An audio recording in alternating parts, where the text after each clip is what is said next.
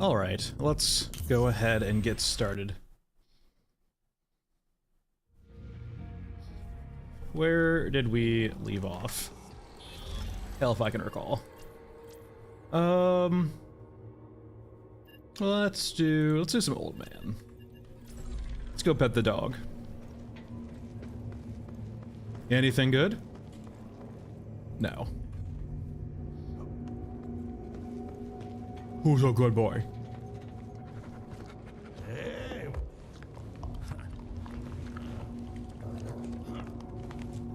Alright, that's done. We don't need to pray the Rat King because the Rat King doesn't do anything for us. Any grenades being crafted? There we go. Anything else? Sure, I'll make, I guess, a gun. Okay. Where do we want to start? Let's do a Bunko quest. We haven't done any of those in a while.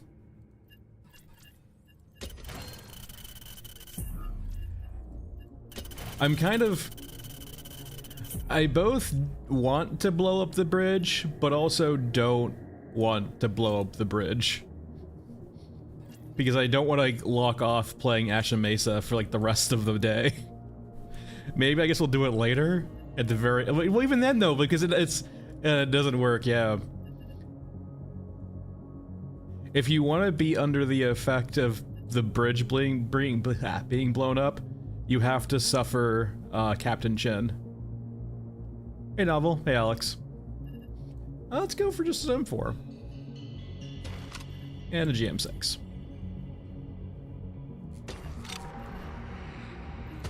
Probably use a bit more ammo. Hey Duffs.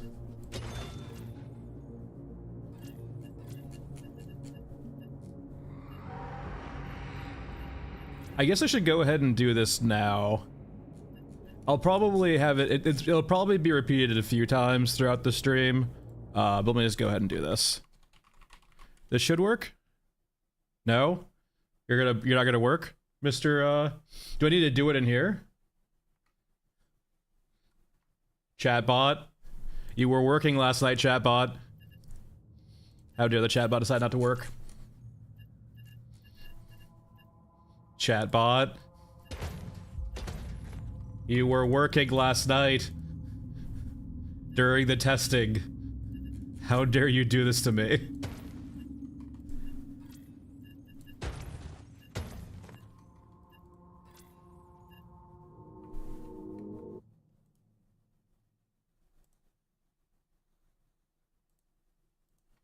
Maybe it needs to be, why don't you try it? Yeah, maybe we'll do it when you do.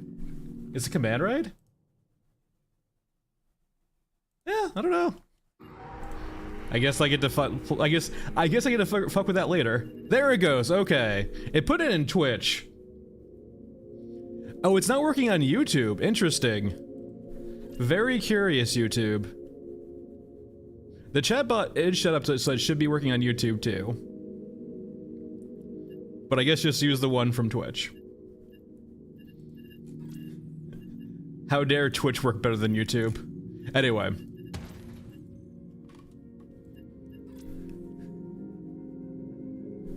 Hey Duffs, yeah, I've been meaning to do a video. I unfortunately was super busy this weekend, so I didn't get time to do a recording. There's not a whole lot. Hey Basilisk. Hey Global. We're doing well. There's not a whole lot, I would say, Duffs. The biggest things, right, is first things first, you can now craft guns by finding destroyed ones in raid and finding IFF tags. This is very rudimentary. I'm not a big fan.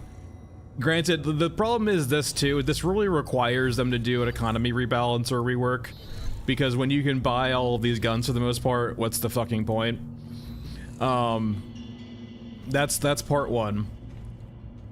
Part two is if we go to the region screen, you can see that we there's radars encrypted now. Essentially, there's little walkers you'll see on the map. Let's go ahead and start running it and you'll see them. And those walkers, when you decrypt all three of them, will tell you the percentages of the faction control for that region.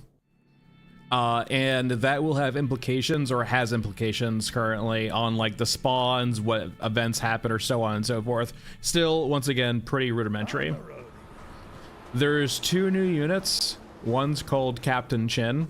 It's sorry, Shield Officer. His name is Euruskan Shield Officer, but he's Captain Chin to me. And then there's Opals, a Eurasian unit. The Eurasian Opals are like a QRF force, quick reaction force. They get deployed when you activate these 3 towers here. And then the Shield Officer spawns when you do an event on the map. The events on the map, I'm not sure if every map has them yet, but at least most of them have one, where if you go do, also no HUD, go away HUD. Where if you do like an event on a map, for example, on Mesa, we can blow up the bridge now. It will spawn the Shield Officer in retaliation. I think it's buggy right now though, because the Shield Officer will like always spawn on the map while the event is active. Yeah, I've been just playing around. Opals are like, I think, small mechs, Nate. They're like small, they're like the Eurasian version of an exosuit, essentially, is what it seems like. I wouldn't be surprised if like the pilots molded into the chassis because, you know, cyborg Eurasia, but like it seems to be like an exo for Eurasia. It seems like the case. No, but that's one of the 3 radar towers. We have to activate all 3, and they're currently set up in static spots across the map, which is fine for testing purposes, right? I don't think I have problems with them. But like, it could just be that they're in here for an early test. My main problem is they promote a lot of backtracking, and this game isn't really set up right now to feel good when you're backtracking. And there's other issues too, right? But like, that's the biggest one. I would say like these don't really feel satisfying from like a scavenger perspective, but that's kind of getting into a different wheelhouse. That's more just me not or wanting scavenging gameplay loops. Nate, that's one of the new radar towers. Essentially, like as you'll probably see today as we like play the maps, you'll notice that those radar towers are like there's 3 per every map, regardless of how big or small they are. And like it just feels kind of what's it called, like arbitrarily forced.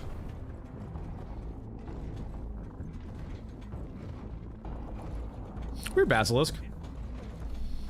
Guess the Automa doesn't like you, or just some weird connection issue.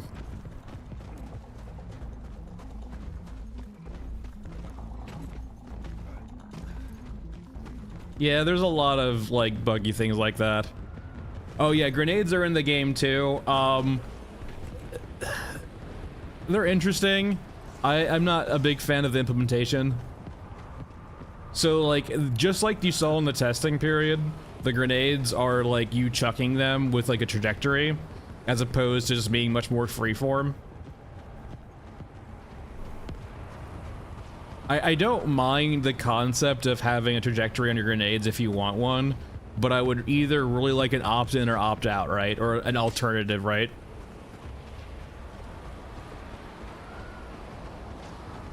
That's essentially what you do, Blood, is you lob grenades. It's essentially, it makes the trajectory for you. Yeah, quick throw global, just a way to like throw grenades just like a normal human being, as opposed to like, you know, trajectory, looking at where you want to throw the grenade at. Just, there's a lot of friction right now.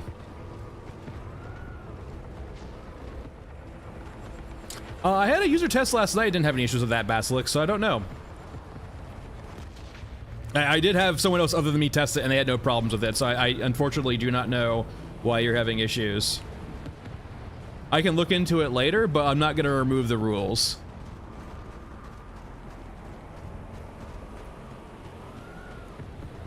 I do need to have rules on my Discord. It's the if I wouldn't make one without rules, unfortunately. No, Duffs. I mean, if you're, your Discord should be, it's like a 5-minute, you need to have like a 5-minute old Discord account or something like that, but no. If there's a reason why you can't accept the rules on Discord, that, I don't know, that might be a Discord thing. Look into that, maybe. But no, Duffs, there's not really, like, there's new... Hold on, let me just go over here real quickly. Hey, stop randomly shooting me when you're not aggroed. Rude. So, Duffs, in regards to new stuff, there's not new stuff on maps in regards to, like, playable areas. There are new, like, vanity areas of the maps, though. So, for example, over here on, you know, flanking the bridge, you have these kind of scrappy... Stop randomly shooting me! You have these, like, flanking towers now. Like, here and there. So, like, they're adding more, like... Essentially, what I think they're doing, Duffs, is I think they're adding... like faction specific baubles or layouts to maps, and they're just adding basically more vanity, or essentially more visual flair to maps. That's what it feels like. Oh no, god damn it, no! Why do you back up, T90? I was trying to show people things.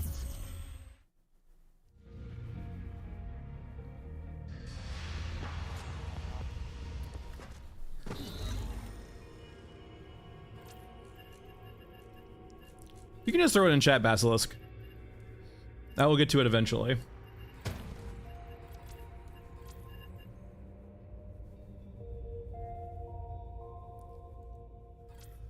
Mal, the only thing I can say currently is they added in a stealth backpack. Let me go over to Scav Girl, I guess. They added in a stealth backpack, so like they are like probably understanding they need to like start catering to stealth players more. My main critique in this regard was be more that there's not currently any gameplay loops, or at least fleshed out ideas in regards to making you feel like a scavenger, or rewarding you for leaning into stealth. Like, as of right now, you're almost always better off just gunning things down. And I don't see that changing anytime soon. I mean, they are giving trinkets and baubles to stealthier type players like the backpack here, but like, I do not currently see a world where they introduce a system that actually rewards stealth, because it requires them working on the fundamentals, and they seem full steam ahead. Granted, I don't know what they're working on the back end right now. I have no idea, so like that can be entirely wrong. I would love for them to be working on scavenging stealthy type gameplay, but I have yet to see any instances of that. Like in this, you know, what, 8 months, 6 months, 8 months game's been out for, so. And like every single patch has been kind of pushing the mercenary path along, so.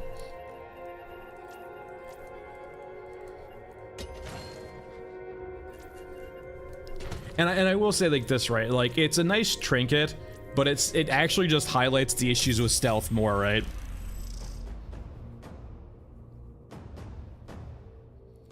I mean, Basilisk, we did get in the Water Thief rep bar, so it does mean like they're at least wanting to make the Water Thieves a more important faction irrelevant. Now, naturally, I don't think there's any interactions yet with the rep bar for them, but like, it does exist, so there's definitely some intent there. Yeah, I mean, Mal, they did mention that it's not going to be a stealth game, which is perfectly fair. I mean, sorry, not going to be like a Thief type game, right? Which is perfectly fair. Like, Thief is a game from the ground up to be a stealth game, right? And it's it would be unfair to say that they need to be Thief. But I do think there's like a middle ground that they're currently not at.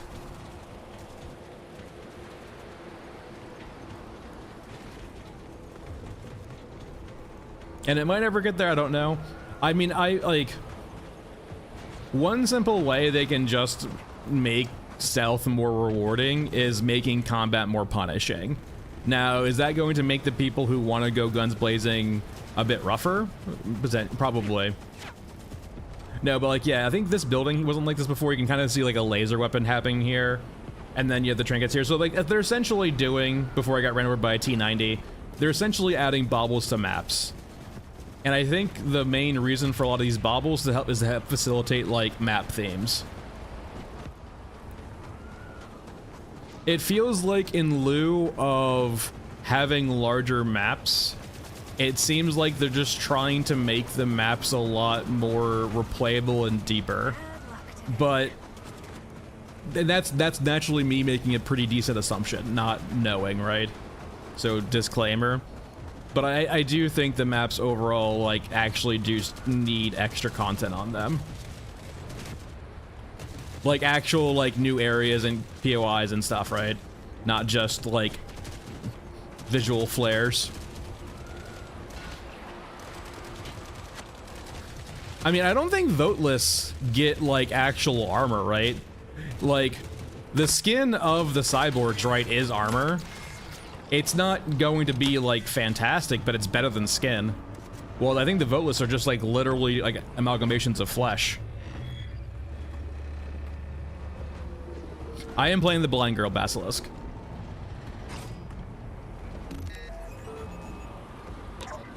I'm not even sure if they need to be reworked, Polsey. They need to just be... Or not even, they don't even need nerfed, they need to be reworked, Polsey. Like, overall, my biggest qualm with HKs is their omniscience. If they just didn't spawn and start shooting from you across the map, they would feel a lot better. But because HKs spawn and start shooting you from across the map, they feel really bad. Like, they're not being deployed to the area, they're being deployed to your face. Which just feels awful.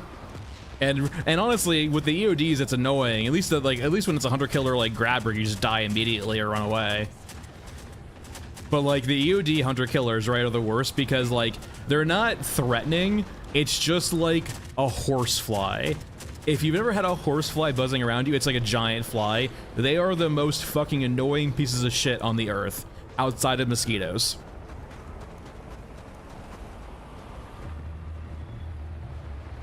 No, no, no, no, no.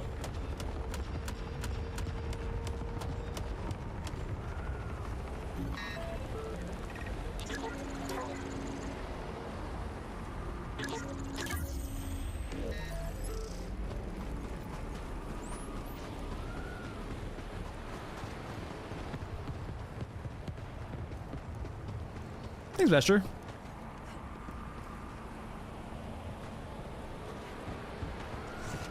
Yeah, I mean, just HKs. I think everyone is in agreement that like HKs just don't feel good. I would be surprised if there's like anyone who's like, I like the current HK system. But most people are willing to like say it's just work in progress, right?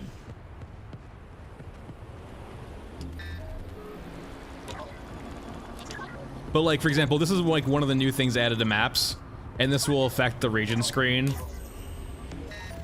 So I'm essentially like hacking this radar tower here. I think this is for drones if I recall correctly, this particular one.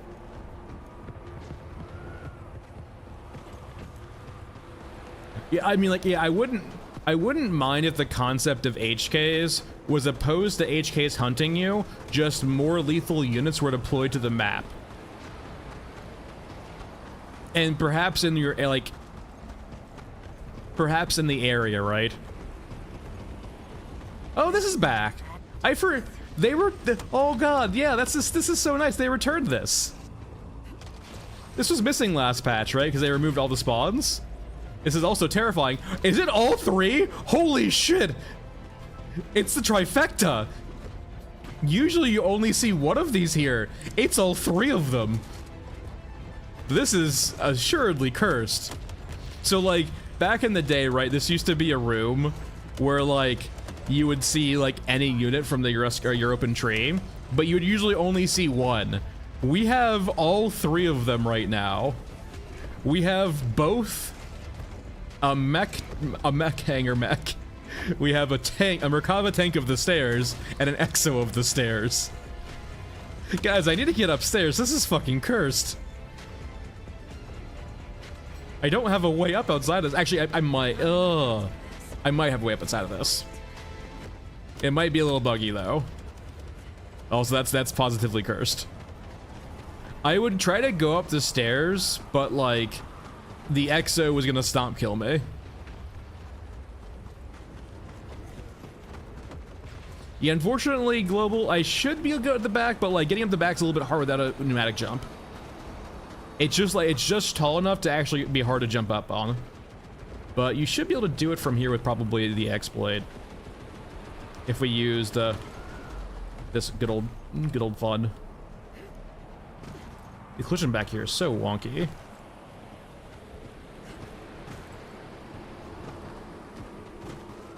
Wait, are you even real? There we go.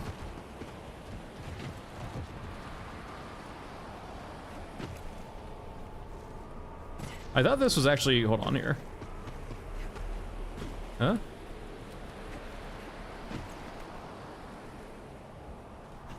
Can you not get around this way? There we go. Nope. I thought you could get better. There we go. Okay, we figured it out. Took a second. We got it. That is not easy. I'm not sure if we can get up here this way. So like the bug is like you jump and you crouch and you get a little bit higher speed, or a little bit upper jumps. Is there a way from here? Okay, there we go. That's not intuitive at all. Anyway, hello, Mr. Walker.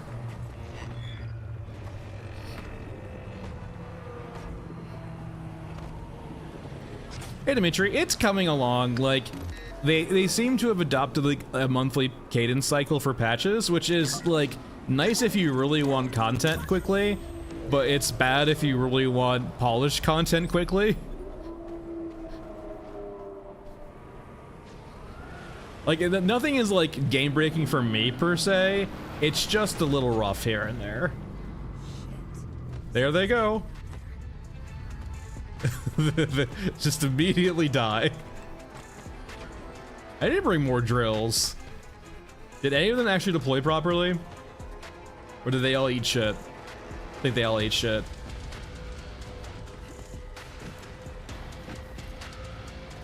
Rip the QRF. Yeah, there's free fires from them impacting. I mean, like, it's on you to exploit it, I will say, Nello.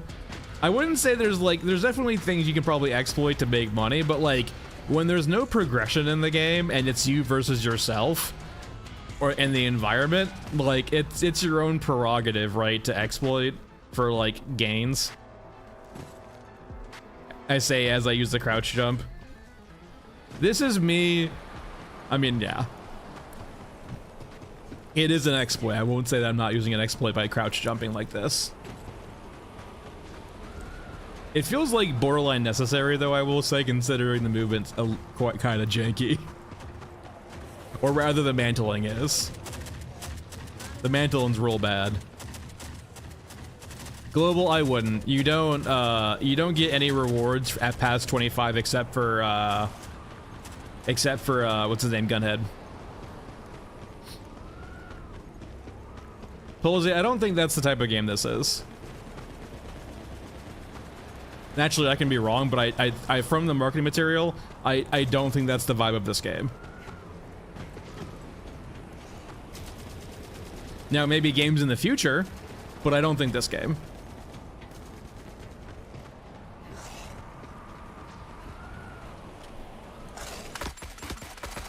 Come here, you.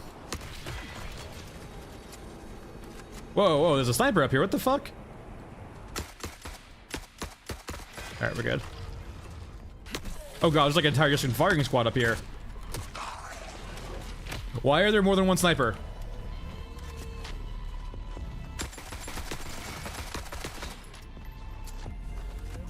Hey, Reggie.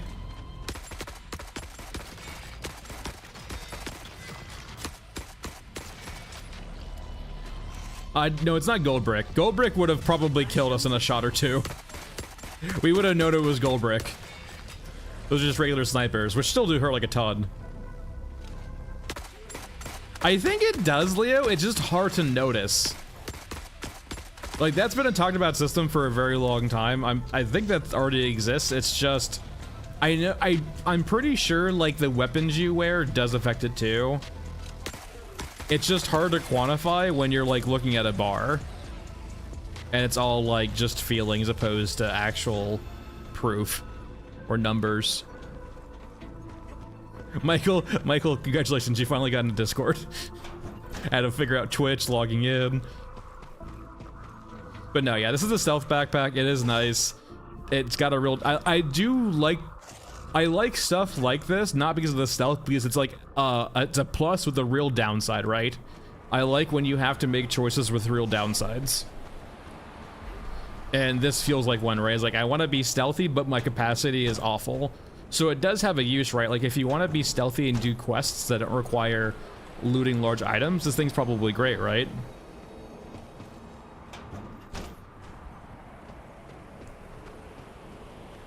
Alright, there should be an item around here I need on the ground. I had the quest for it.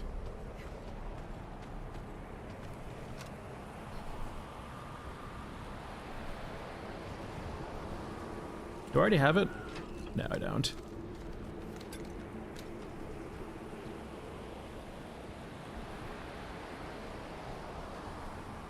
Might be downstairs too. I think it can spawn any of these floors if I recall correctly.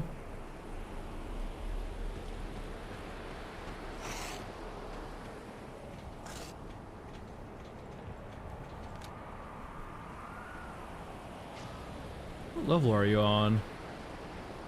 We had the quest for the two gunhead or the bungo quest parts here. Let me turn on HUD real quick and see if I can find it. Did I miss it up top? Is amazing. Was the one I'm really curious about. Are you up top? And did I miss you?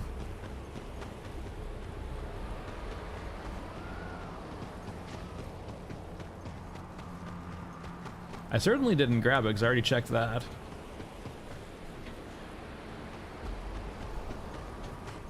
I do like opals. I think they're suffering from the jank though. Huh. Where's the ammo unit over here? I've been waiting for this. Very weird. I heard that like opals have both like Chinese and Japanese like markings and speak, I think. Which is very interesting. Goldbrick is a named unit that technically is Euruskan, but I believe he is his own entity. I'm not sure who he's aligned with, but like essentially he's a quest unit you go kill, and he's armed with an anti-material rifle. So like, if he shoots you, it will. If you're a low-level character, he will most often one-shot you. Otherwise, it's a two-shot. But it's like 1.1k, I think he does per shot.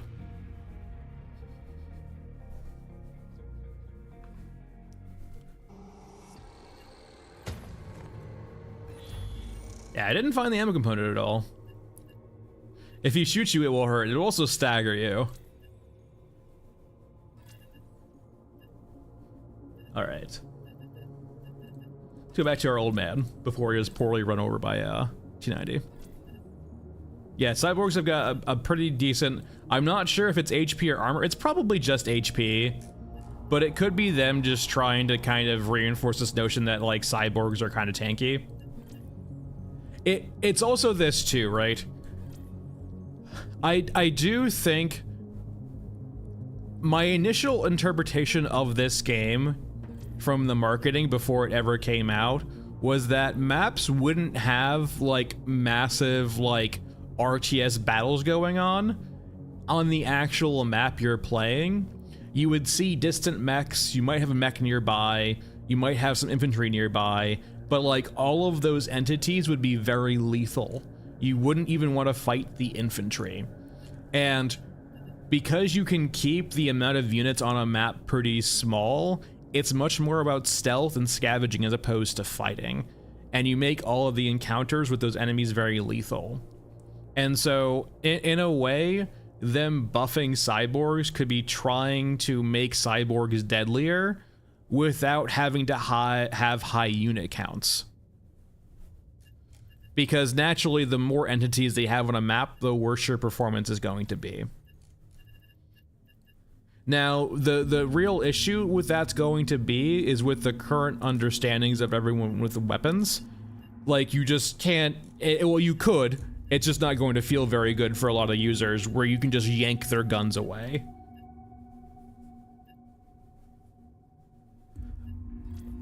Oh no, Quad Eye, I didn't hear about Rillo until I actually, like, started playing the game. I mainly only watched the marketing material from Dog themselves.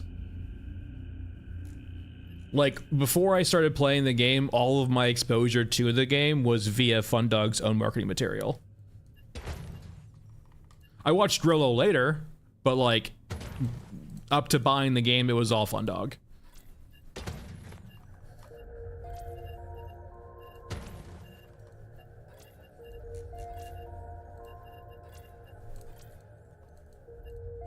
And that's, I think, because, too, I think Rillo, if I recall correctly, from his, like, previous catalog, he was really into, like, the extraction shooter content when I was very much done with Tarkov and had been done for a while, so just, like, there wasn't a lot of overlap there in regards to, like, him naturally being promoted to me to go watch.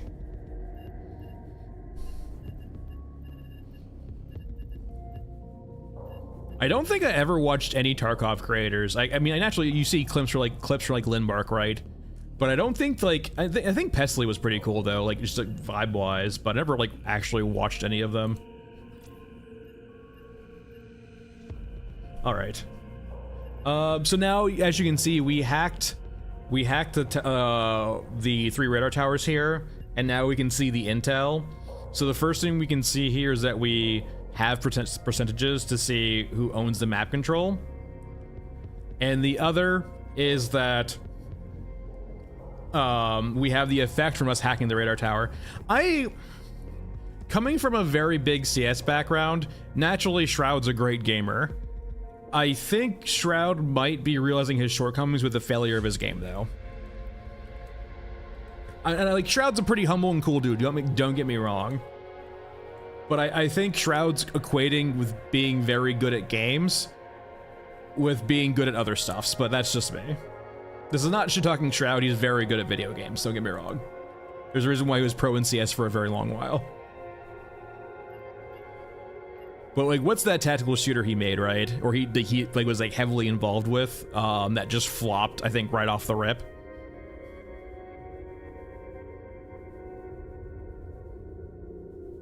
Alright, what map are we doing now?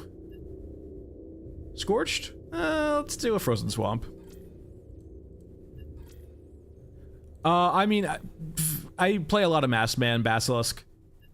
He does like the mix, like he does the, what's it called, like the perfect mix for me in regards to like feature set.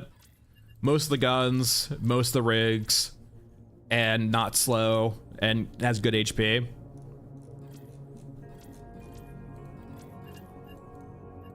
Yeah, but it's different too, right? Like, I'm not saying that you can't stream and make games, but being a full-time streamer, like, I definitely think when you make it as big as Shroud did, you probably lose some perspective. It's kind of the trope, right? Like, as you get, like, you kind of see it a lot, and I'll use, for example, this is probably not relevant for a lot of you, right?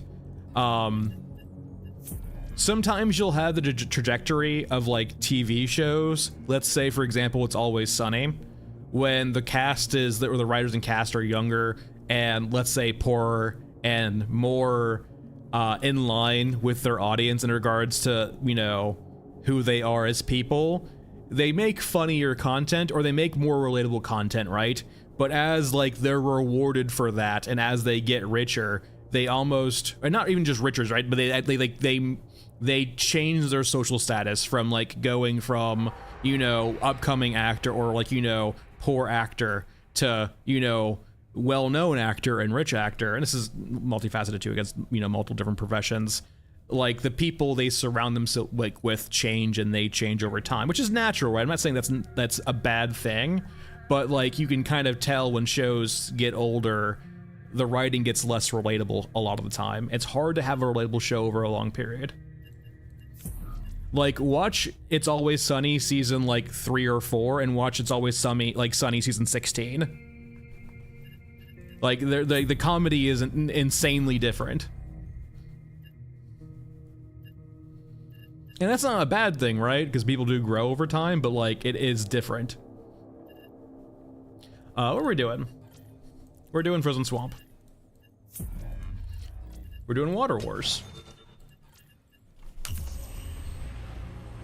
And, like, I'm using that to kind of equate to Shroud a little bit in the sense of it's not, like, his own fault, and he's, like I'm saying, he's a good streamer, he's a good gamer, don't get me wrong, but, like, when you're a full-time streamer and a full-time content creator, like, that is your stick, right?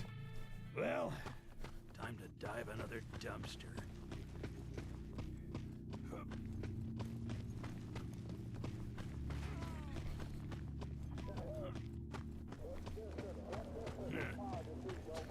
I like, so Basilisk, I like Europa a lot because I'm always a fan of a straight man faction. I do like Euruskan a lot though too. I mean, like, it depends on what we eventually see from Euruskan. I would actually say the new shield officer knocks down Euruskan in my book.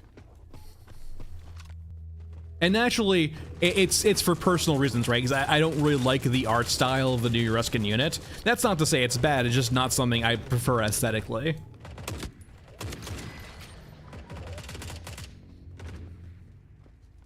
I would rather see, like, biomechanical or biological horrors as opposed to Captain Chin.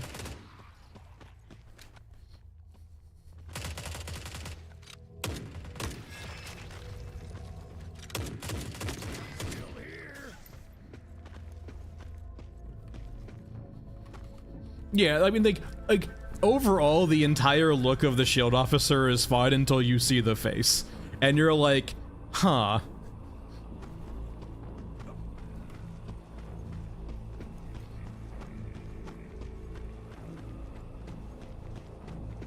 I mean, I guess so, Securus, like, they look like an Orgamech, but, like, more elite. But they also, like, he looks like a human, right? So is the human face artificial, or is that his actual face? Like, so are all Orgamechs actually just humans? I don't know. Like, I almost don't want to think he's an Orgamech, because if he's an Orgamech, that actually, I think, makes Orgamechs worse in my mind. Not, like, worse as in, like, oh my god, they're like, you know, lore-wise, like, they're, you know, they're terrifying, but, like, more in the sense of, like, it dispels my illusion of cool. Did I not bring meds? I gotta bring meds. Like, you don't see some, like, twisted menagerie or, like, or misaligned person from, like, that was being repaired after being basically killed. Yeah, I don't think he's an Orgamech either, just because I don't want to believe he's an Orgamech.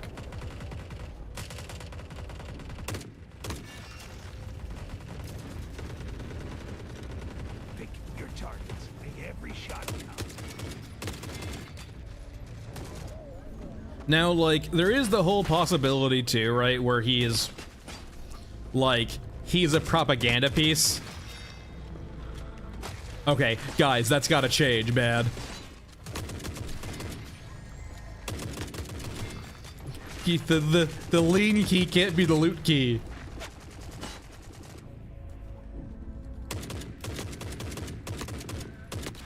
I just need to change that probably to F. Alright, we good? Alright, Water Wars is done. No win fight ahead. Is that a... just EOD. I think they kind of all are, right? Or, like, maybe, potentially, right? But, like, yeah, the shield officer is, like, a propaganda piece, and that's why he looks so pristine.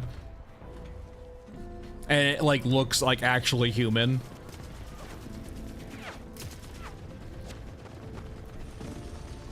Essentially, like, we don't know enough about Euruskan, but, like, what I thought I knew about Euruskan is definitely being questioned now from the shield officer, right?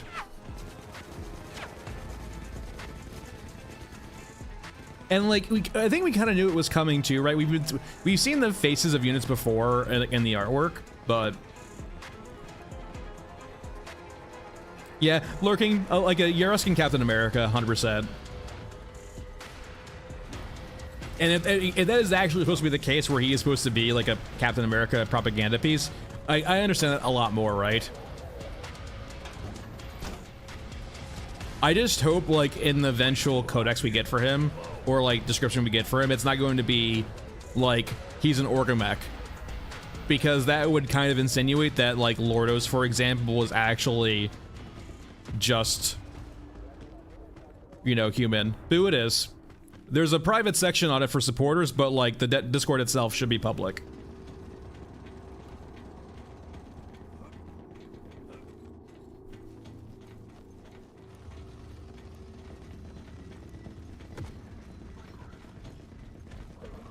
Hello.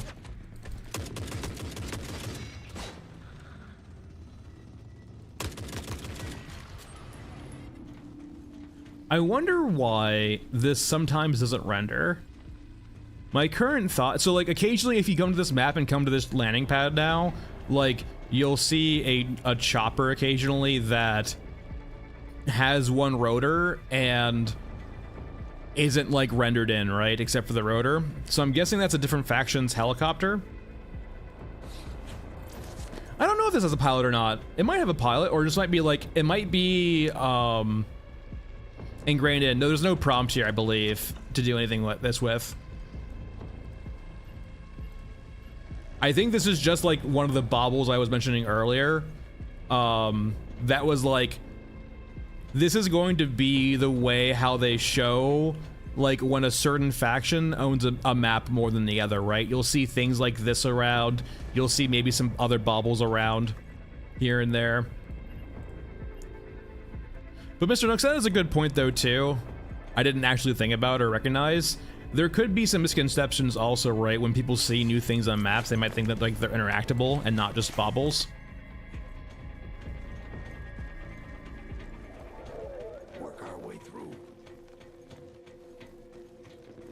Basilisk, Mother Courage's jump is a thing they introduced in, I believe, the April patch. So Mother Courage has two new animations. One where she'll just like sit down and wait for you if she's in an area, or you're in an area where she can't reach. And then a second is a jump to cover distance quickly.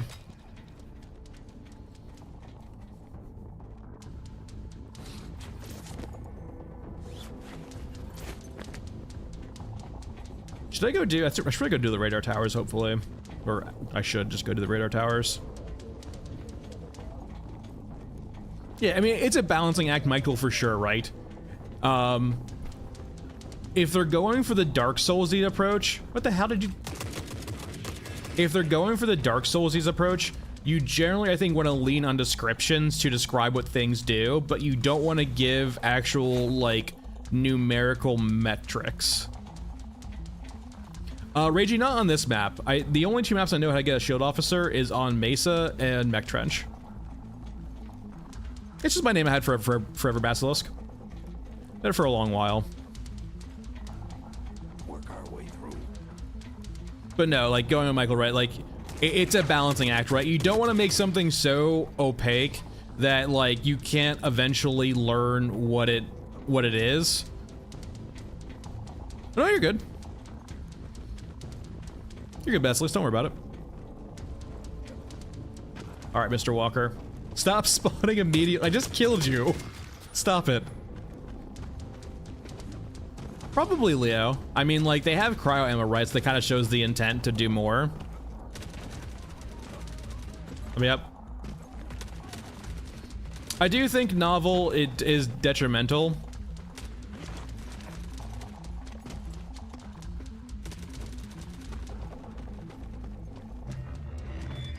But Michael, yeah, going back to your point though, yeah, like it's a balancing act, right? If they're leaning into a Dark Souls kind of approach, like you want descriptions, you want clues, but you don't want exact numbers or exact like descriptions of how mechanics work. You want people to uncover it by playing the game.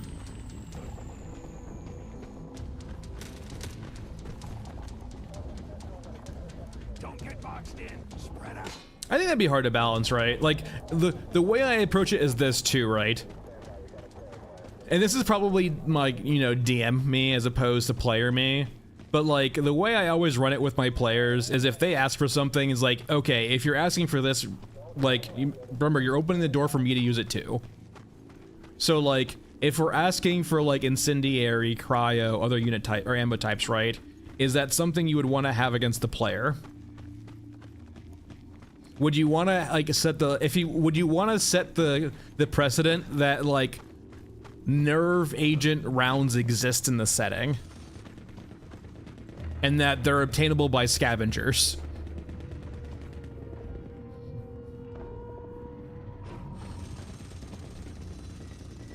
Alright, this is 3, we need to go get 2. And this is the doubling back I mean with these things. For example, you can get around the doubling back with Shaman if you want to use attack cam, but like for any other character, if you want to do the radar towers, you have to go like find the right one, activate them in the right order, and then go back to the ones you didn't have in the right order. So lots of backtracking. 100%, like 100% Leo.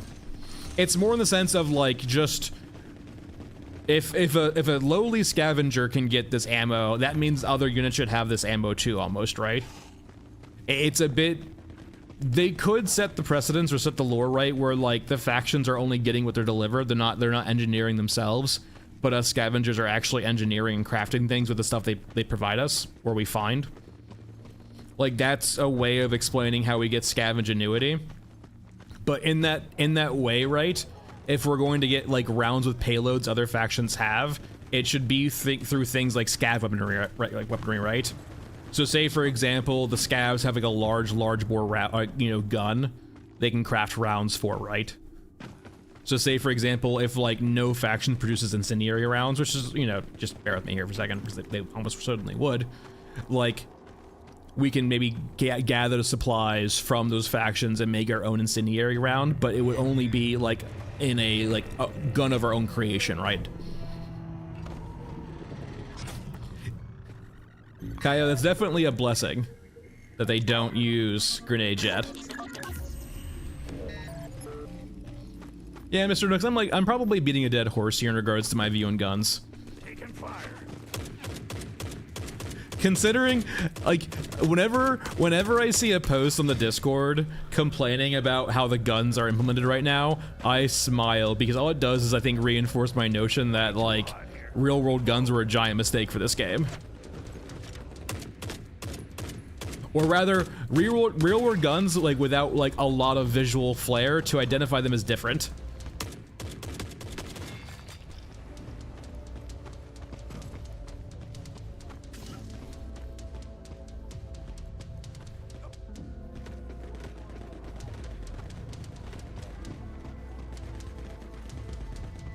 Essentially Sid Black.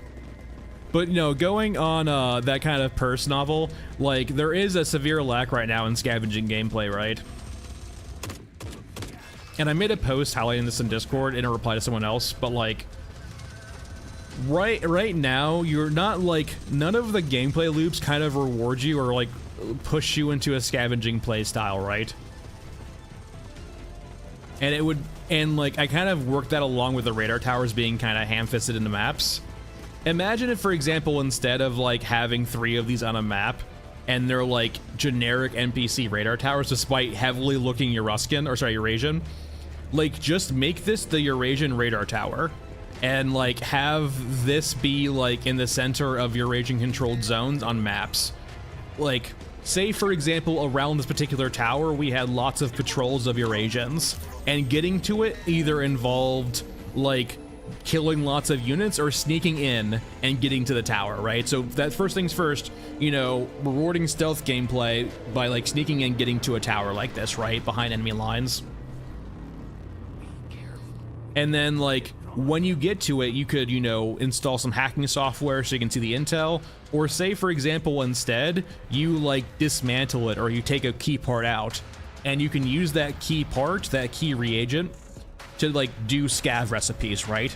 So say for example, as opposed to like these being a response to you activating towers, they're a response to 2 things. they were a response to you doing the combat loop of this power and it getting activated and then calling in a QRF force.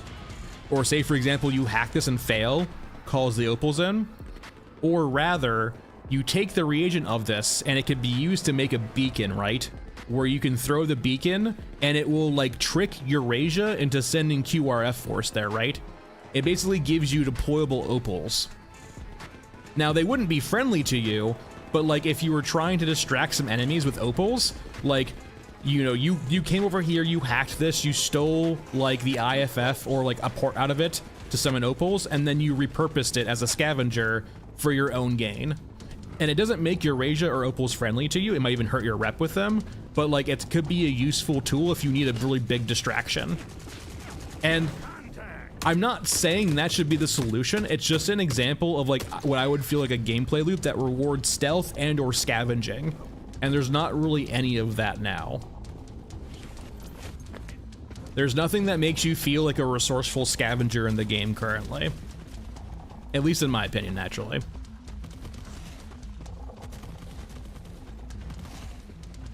Pick your targets. Make every shot count. Lurking, if only. I think, like, so, honestly, maybe this is the simplest way to say it. The game right now runs everything as an RTS, when I actually think it needs to be turn-based. Meta-wise, right? Not like, not turn-based in raid, but turn-based on the more meta side of the game. Like the passage of time, and the consumption of resources, and crafting. This is not a live service game. So, Mr. Nooks, what I mean by turn-based is literally the day and night system I've been describing for a long period of time now. So, as opposed to, like, you having to wait for the IRL clock, you know, real time to pass to craft recipes or, you know, do things in game for, like, events to be useful, or, like, for example, like the towers here right now, right? When we activate the towers in these maps, we get 6 hours of knowing. But like, say for example, we only log on for one raid, like, is that gonna be really useful for us? Like, it's almost like we're punished for not playing long sessions.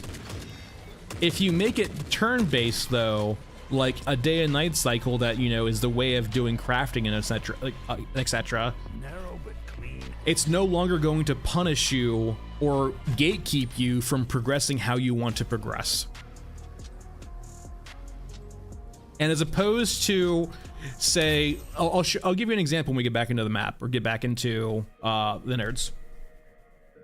So Basilisk, we have in-game, or not in-game yet, but we have like super giant units, like siege units called Big Green. I have no idea the exact scale. You can kind of see it in the trailer when it's fighting the Titan. But like, yeah, like, I don't think any of the maps can actually support it, Basilisk, but maybe off-map.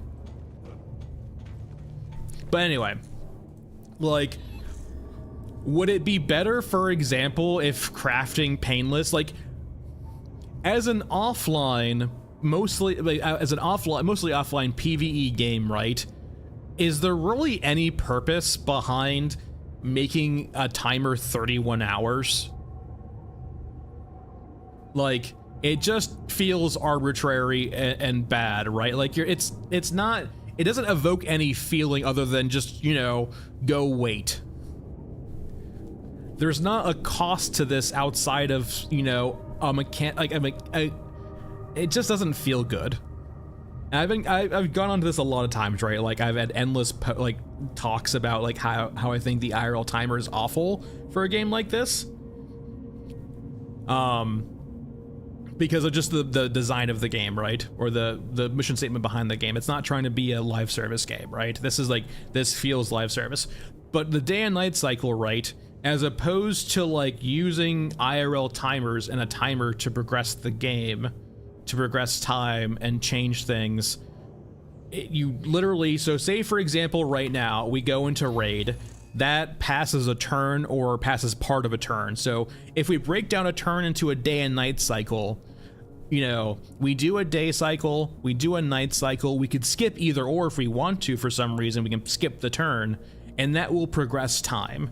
So say as example, as opposed to 31 hours, the heavy machine gun might might say this takes five days, 5 turns to actually be created. And imagine this too, right? They've always wanted to have water drain be a thing, but everyone hated the IRL timer because they didn't want to be punished. They did not want to be punished for not playing the game constantly. But if you had a turn-based or a day and night cycle, right, you can actually have water drain and balance it appropriately based on turns, as opposed to an IRL timer, right? And people still might not like it, but they wouldn't like it just because they're not, you know, they're casual players, right? They don't have, you know, 20 hours a week to play, or 10 hours a week to play, or 3 hours a week to play. And because you're not basing it on some weird, like, out-of-game mechanic, like an IRL timer, you can balance the game a lot better. I don't know why it's broken in YouTube right now, Boo, but if you do ! Discord and Twitch chat, it will give you a link. I'll have to look into why it's broken on YouTube, though. But it is working on Twitch.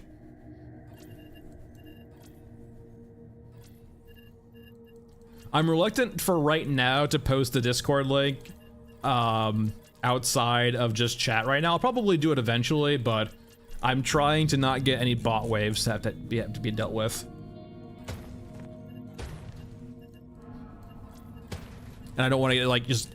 I feel like if I do a YouTube post with my Discord link, it's going to get scraped immediately. It's probably going to get scraped here, but at least I can buy some time, I think.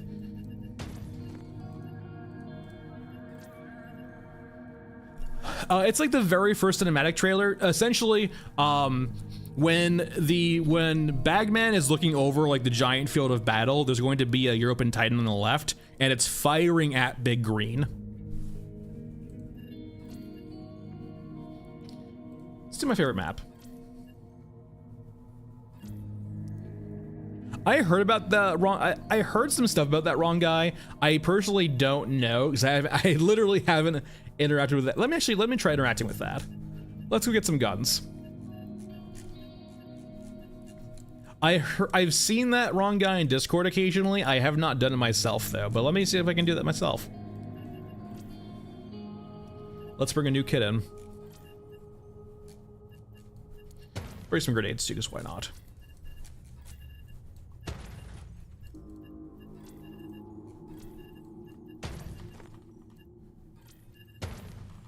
I think we're going to get to a point, Novel, where people actually think it's my favorite map from sarcasm. Alright, I think we got everything, right? That's probably all we need.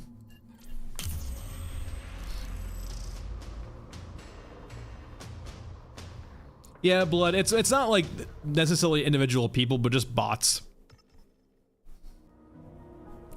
There's lots of just like automated bots who will scrape or like get scraped Discord links and just try to join them.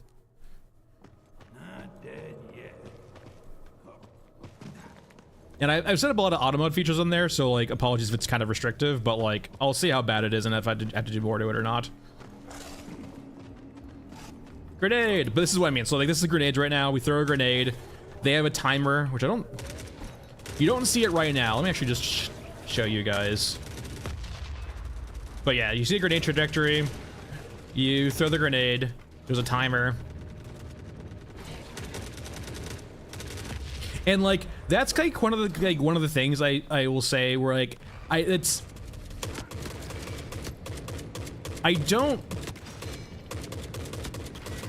confusing to me the things they want to display and the things they don't want to display. Like seeing the grenade trajectory and seeing the actual time on a grenade just feels so weird. Got to prioritize. Like it's kind of my critique with Gunplay too, right? Is like there's like a hidden layer of progression from getting better at a game and learning the timings, the patterns, the other intuitive features of a game, right? Like it's not literal progression, but it's just basic gameplay progression, right? Of just getting better at the game. And it feels almost a bit too handholdy in the weirdest ways. I don't want to say picky and choosy, but it kind of feels picky and choosy, right? Like what they actually show you and what they don't, but like it doesn't feel like it fits a consistent philosophy.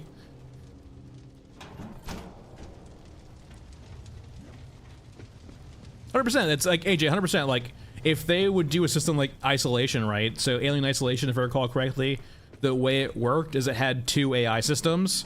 The first AI system would be the one that knew your exact location, and the second wouldn't.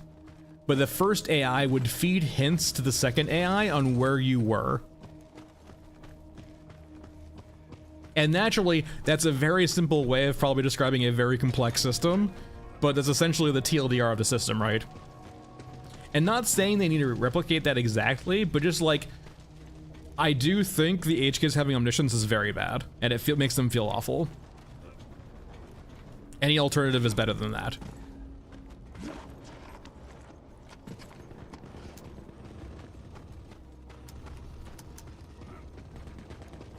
All right, back to HUD off.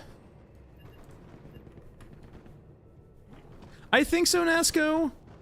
I'm not sure the exact, I haven't looked at it too closely yet. I'm guessing it's got a pilot inside. It might be like built into the chassis though, like fused together. But it seems to be basically like a mini Eurasian Exo, right? A mini mech. Essentially, it seems like custom tailored to be a QRF force, right? Quick reaction force. It is kind of insane too. I guess like lore-wise, those bombers just like loitering in the area with those on them, right? Because they get deployed very quickly after you activate the 3rd tower, which in a way insinuates that those opals are just like floating overhead above the map, just waiting to get called into somewhere.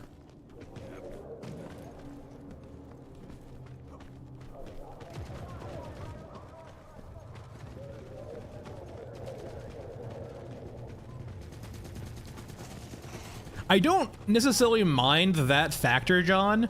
I don't mind the fact that HKs bring friends with them, but with the current issue where they aggro across the map, it does feel bad. Like, I don't mind the fact they bring friends, I mind the fact that they have omniscience. And I think the omniscience makes that part of it feel awful.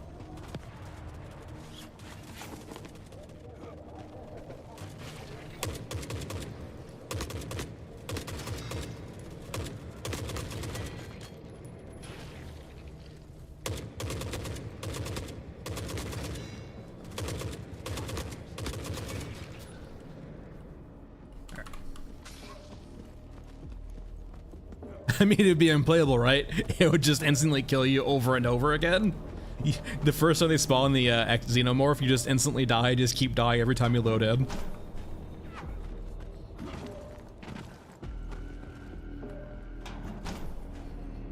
I need to play Isolation again. It's a good game. Which for Sega is so very weird.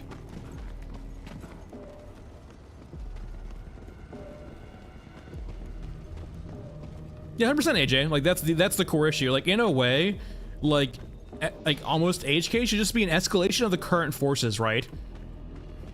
They get deployed to the area, but like they might have some extra code to like look for you and patrol the map as opposed to instantly aggro. But like, yeah, 100%. Like they should not know where you are at all times. They shouldn't aggro to you immediately. Now I don't.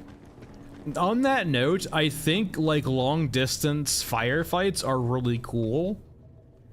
I imagine they're hard to do well though, especially to do well and have good performance, right? Like seeing traces across the battlefield would be really fucking cool, but like, yeah, it's got issues.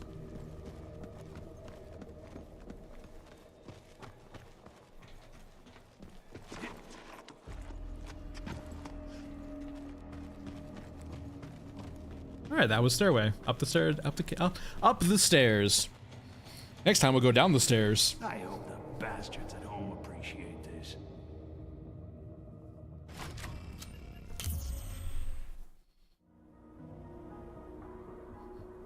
Oh, 100%, and like, they did fix the worst spawns out of all of them, but like, the problem is too, right? If you can kill them, they have like no cooldown when you kill them.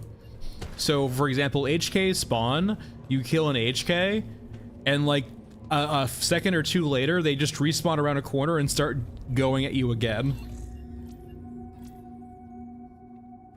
Okay, so we grabbed a few M4s here. I should be able to come over to here and start repairing it. There's like no shot I don't have an IFF, yeah. An hour and a half? My god. Where the fuck did you come from? Don't scare me like that. And then we do have the destroyed guns in here. Do you have the RPD too? Yeah, we do. Okay. Who's a good boy? Hey.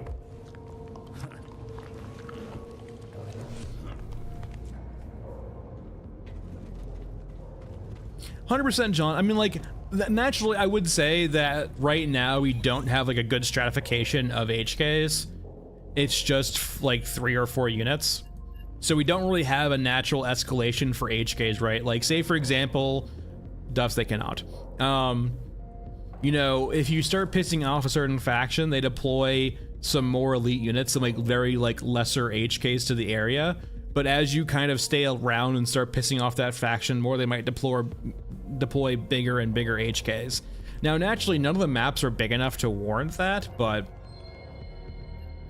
in a way too, like they could do a more meta system for HKs also, right? If they wanted to have that kind of escalation play through a day or a map or a week. Say for example, if there was like, it was turn-based, right? And there were weeks, so every 7 turns, maybe your HK status is like lingering for 7 days as you build it up.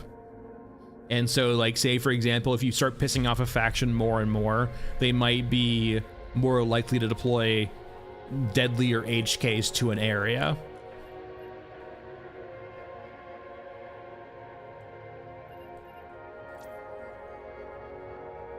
Let's go RPK actually. Favorite weapon? I mean, okay, well, okay. We're going to detach favorite weapon from favorite good weapon. Because my favorite weapon is probably the MPL, despite me never almost using it.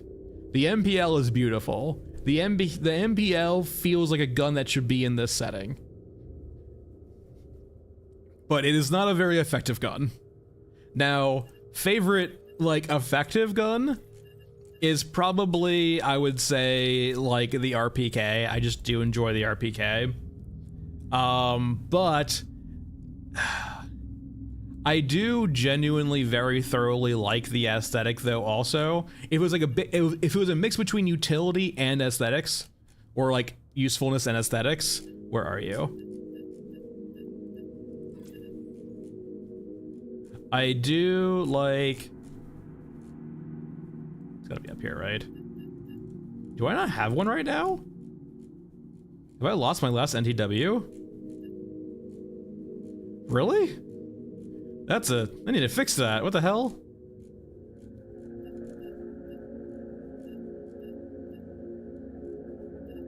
Okay, yeah, no, my favorite sniper rifle, or my favorite like actual rifle for vibes plus usefulness is probably the NTW. Hold on, what quest gives me that? I need to fix that. Can't believe I lost all of them. What the hell did I do? Now we're on a mission. I need to amend this.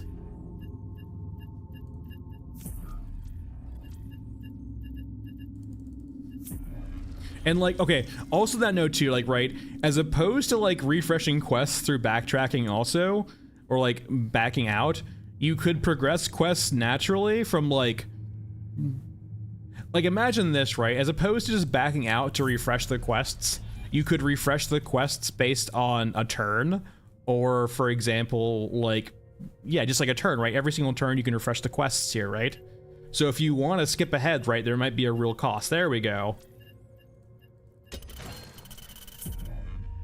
We're going back to Mesa. I need my sniper rifle back.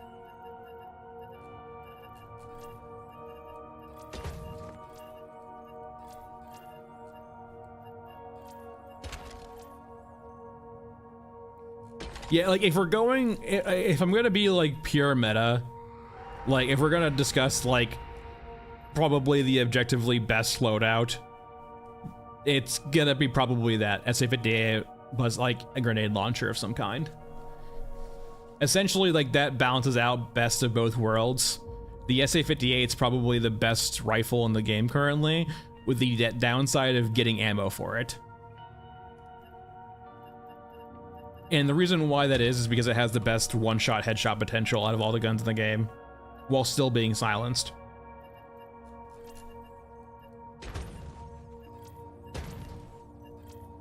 Alright, we're good. Let's bring a sidearm, actually.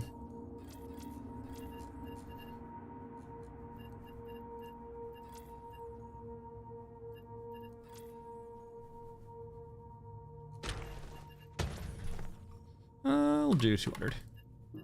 Alright, that should be good. Looking for a sniper.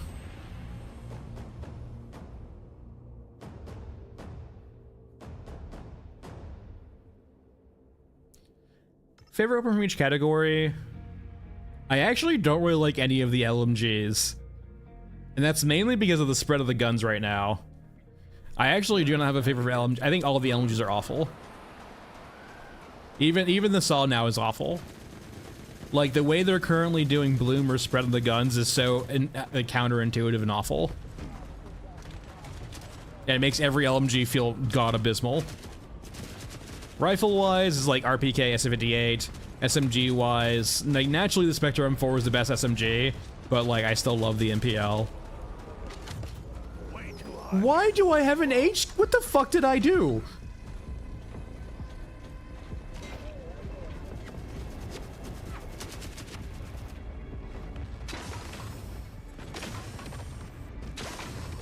What the hell? Why did I deserve this? Yeah, they heard me shit talking. Oh, fucking stood up. I need to go over there right now. It's dead. I wonder if it's because, like, maybe that's it. The sniper will occasionally die sometimes, I think. I think they're currently... Maybe there's like some hidden code that you know, they kill units that get stuck collision-wise or have, you know, pathing issues. Like, maybe that's what summoned the HK, was like the instant kill. Oh, you know what it is?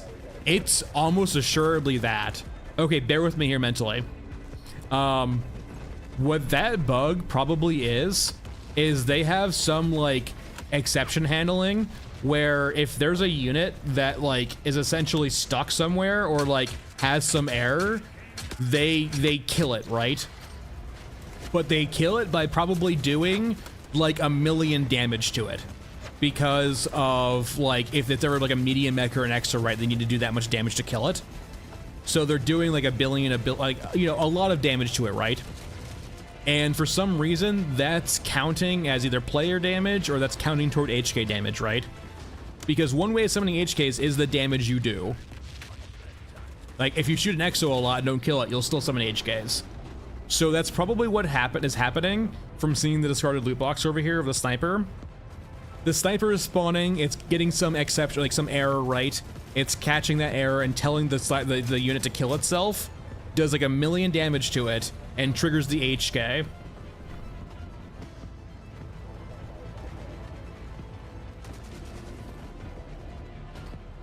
Well, it's not about despawning, right? It's more of just like probably handling an error. And I guess in a way too, by killing it, John, it stops scenarios where if it happens in front of the player, it's much more immersive. Because like, say for example, you're shooting a unit and for some reason it bugs out and the error handling catches it, as opposed to just deleting the unit in front of you, which will look very off-putting, it just kills it instead, which looks a bit better. Now, if it just randomly dies out of nowhere, it'd still probably look wrong, but it's better. Michael, have you done it recently though? Because here's the thing. Remember, there used to be lots of scenarios, Michael, where, you know, you would have Tormentor or Gold Brick stuck in here also, right? Like, you would have, like, there was a time and place, right, where Tormentor would get stuck in this little area here, and then it no longer happens. And it might be an old thing with the sniper too, for example, Michael. It could just be an old bespoke code to the sniper itself.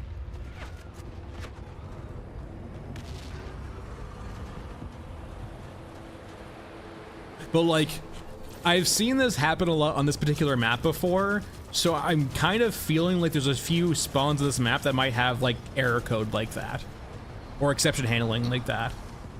Essentially a way of just like making sure units don't bug out. Or if they do, they get removed. Exactly, Novel, right? You could tie a lot more information in, and the biggest thing is too, Novel, right? Like, by hacking the radar towers and having it be more turn-based is like you don't lose out if you need to go walk away from your computer, if you need to go leave for the day, if you want to come back like a week later. I don't think it's every unit, John. It's also, it seems, yeah, I'm not sure if we can get toothy stuff like that. And it's not about being stuck per se, it's like, it could just be any error they throw, right? It could not be, it could be more than just getting stuck. Because like, naturally it could just be any error, right? Any error that causes the unit to potentially bug out. For example, right, I'll use this example in Star Citizen, for Star Citizen, right? If Star Citizen detects some weird issue where like the server detects that your ship or something that spawned and objects that spawned is causing a big issue that it can't handle on the server, if it's throwing errors, what it will do is it will delete that item. As opposed to like stalling the server or crashing the server, it will, if it detects that, if it essentially catches the error, catches the issue going on, right? It will, as opposed to like stalling or crashing the server because it can't handle it, it will delete it. Essentially, that's before that was common enough to be common everywhere. That's kind of what blue screen of BSOD is, right? A blue screen of death. A blue screen of death is when like a program or something happens to your machine that it doesn't handle the error. And so it crashes the machine and throws an error on why it had to do that. That's a very simplistic way of describing it, but it's like that.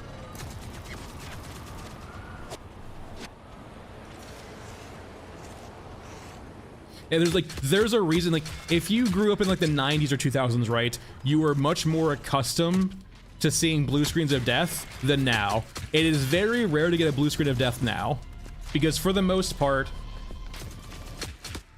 programs are built to handle errors a lot better than they have been in the past. Leave me alone. Leave me alone.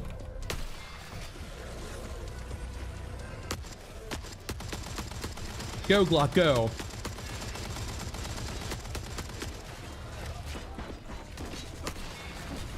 Go away, HK. You weren't invited to this party. I mean, I've gotten a hard lock. It's funny I use Star Citizen too, because I critique Star Citizen for the same reason. I haven't had a hard lock crash, essentially like an unresponsive crash on my machine or on any computer in the longest time. But like for Star Citizen, like it did something. It's very rare. I've had it maybe twice in like 4 or 5 years of Star Citizen where it will hard crash the machine, right? Or hard lock up the machine. It won't just like have the machine restart. It won't give you a blue screen of death. It will essentially mean go press the power button. You are hard locked. Also, I want to just make a note on this because I think it's very important.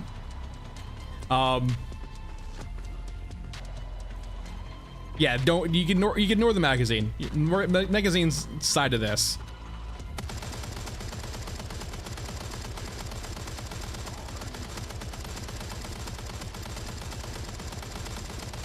Like you notice how like our crosshair and our gun. It's not perfect, right? But like it feels so much. Oh, brother, I'm fucking busy. I just killed him a second ago. Essentially, okay, everyone keep in your mental picture the image of that Glock firing. Keep it within your mind. Keep it relevant.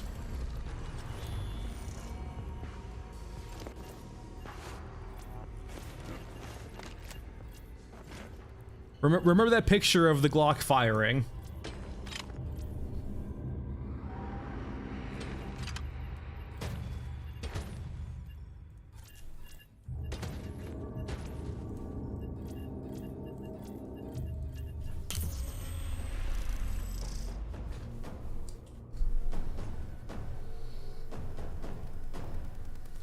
It's more in the sense the actual just like nature of the Glock to like you'll see what I mean, right? Like the Glock, just use it as a basis for comparison. Now we're using a saw. You see the difference? Do you see the difference? A 4 to 5 inch barrel on a Glock, and then you have a saw, an LMG that does this. And like the biggest thing is, right, is that the gun's not like it'd be one thing if the gun was bouncing around and like the where the actual muzzle was changing when you were firing to affect like the direction of the bullet, right? But it feels detached because like you can see it right now, right? It's not moving the gun at all when it's firing, right? But it's having this weird cone effect when it's firing, so it feels really detached. It doesn't feel immersive at all, right? Also, by the way, there's a bug. I believe it's only for your first magazine, if I recall correctly.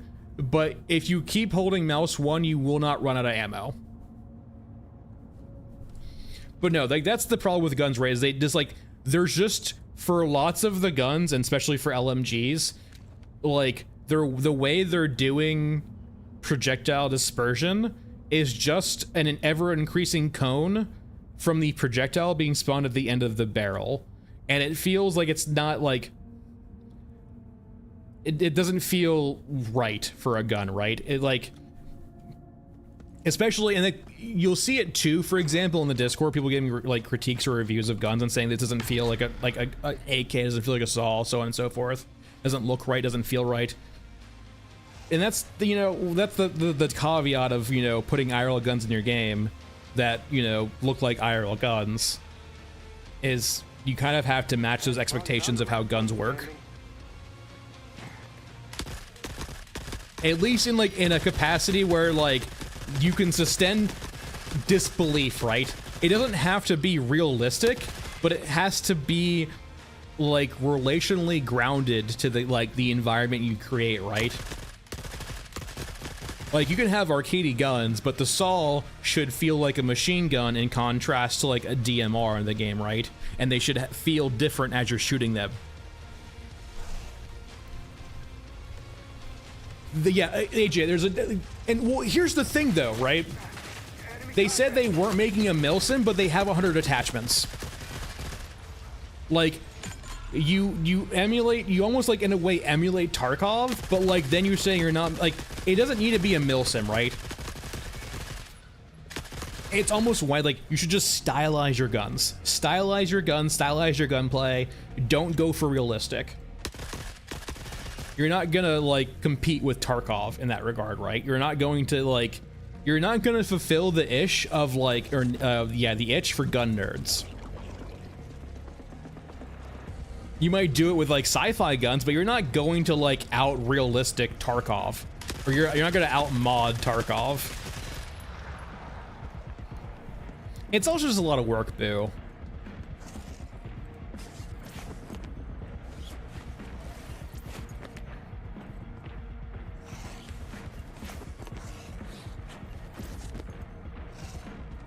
But no, yeah, that's the saw. Like, that's why I wanted to show you the song comparison to the Glock, right? Like, that's an area, for example, where it doesn't feel grounded because, like, proportionality or relationally, right? A Glock should never be more accurate, you know, in at least short bursts than, like, a fully automatic, like, long barrel rifle.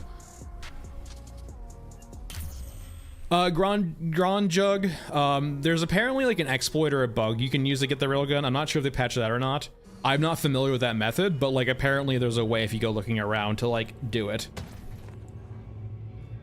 But I'm not familiar with it. I wonder if we can replicate this. Let me go back to Mesa real quick and see if the guy's dead again.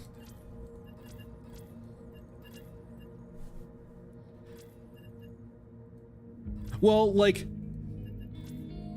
I feel like if they're aesthetic in nature, Duffs, like, why not just go the whole 9 yards and make it, like, lead into that element, right? And make it very aesthetically pleasing.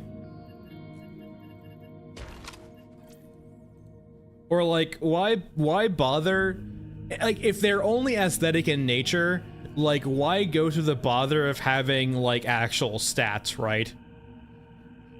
Like, in a way, having a stylized gun, I almost, in a way, outside of maybe magazine capacity and weight, I think this should be hidden. And that's probably going to be an unpopular opinion, but, like, I feel like in a stylized game that's supposed to be Dark Souls-y, like, it should be more based on how the guns feel to use than their actual stats, right? I think focusing on the stats just invites min-maxing or people who are just trying to do direct comparisons, but it should be much more about the feeling the guns evoke than anything else, right? At least I would think. The hell, that's not the right gun. Oh, I guess this is the wrong model, but it's the right gun. Got 95 bullets in it.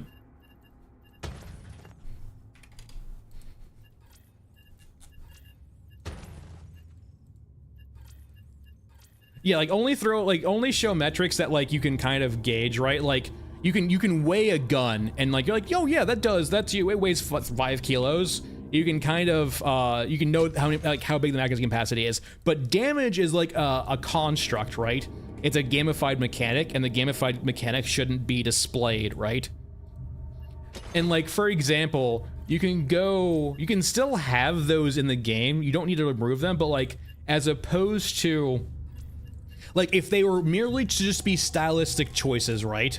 As opposed to choices that impacted gameplay, you would just have them basically, you wouldn't have the actual, like, let's say, for example, foregrip, right? You wouldn't see recoil and stability. You would just know that, like, this, like, a description of this says, right, helps with horizontal stability, helps with vertical stability, right? It doesn't need to go into granular effects of that.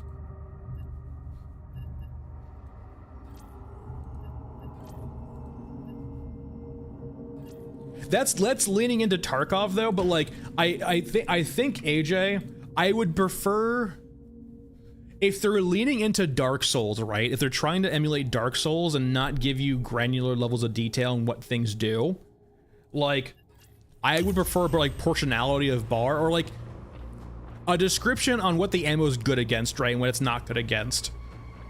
Like, if you start getting too numeric with your descriptions on items in a stylized game, I feel like you're gonna lose the plot a bit, right? Or the players will. They're gonna be more focused on, like, min-maxing and focusing on, like, bringing the best ammo based on, like, a number. Like, oh, this ammo is 5 better than the previous ammo.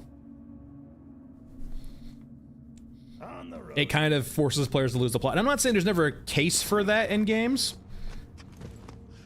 Like, especially competitive games, that, like, having that level of clarity is very important, I feel like. But this game's a bit different. Also, I'm on the wrong map.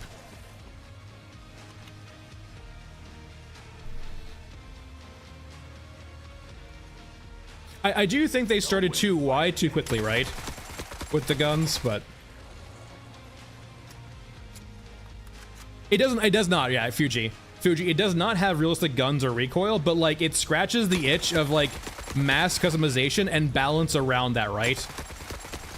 Like, it invites that kind of very min-maxy level of detail while also providing realistic looking guns. Well, realistic, because you can curse them, right?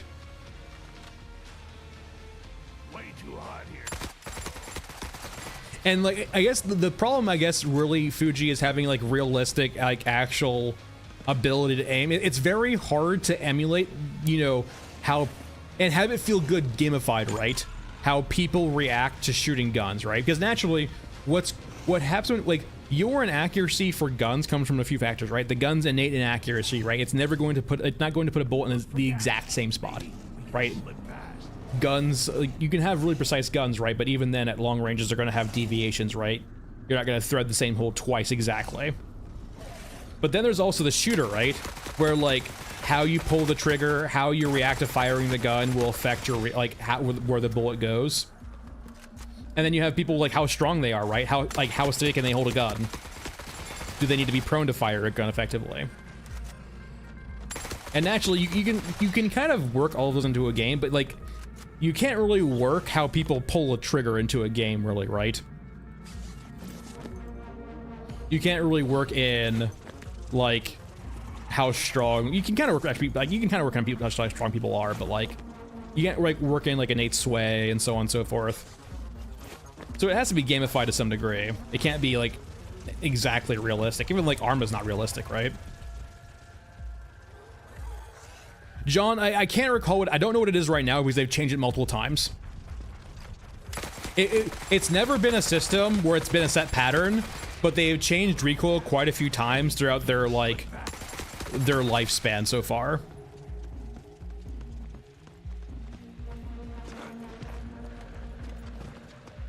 Fuji, I don't mind the granular effects attachments give. I mind the fact that they're taking the emphasis away from like the stylization of the game. The weapons in this game feel awful, and I in part actually place it a bit of attachments. I feel almost the way the developers felt like, what's a core tenet of extraction shooters? Customizable guns. And so they shoehorned into that game without giving it too much thought about the implications.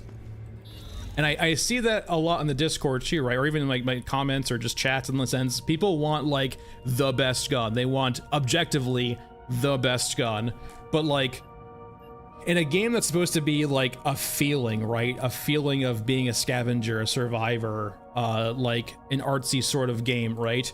It feels in a way like losing the plot.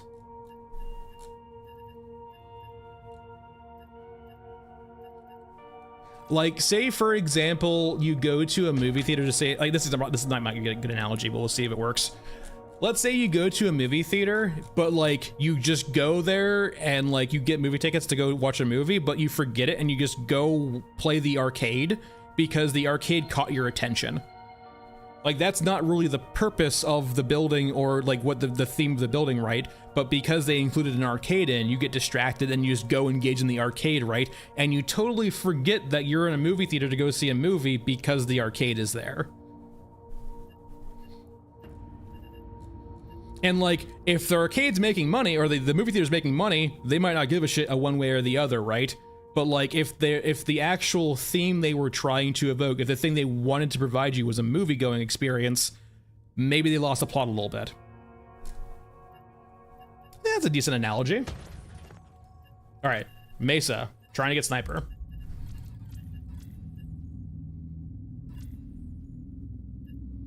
Like, and like, naturally, I have different opinions if this game was a PvP game, a live service game, a much more like less artsy game. Like 100%, I agree with you. In a game like Tarkov, I have no problems with the actual like numbers, the metrics, the min-maxing, so on and so forth, right? It's a game much more about that.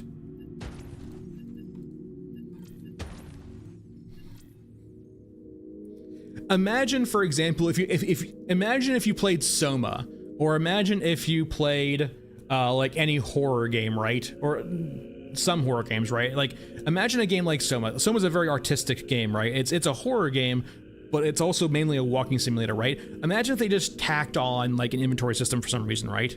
It has to serve a purpose almost for the game. At least naturally, in my opinion. I think like there needs to be caution in regards to things, how things detract from games.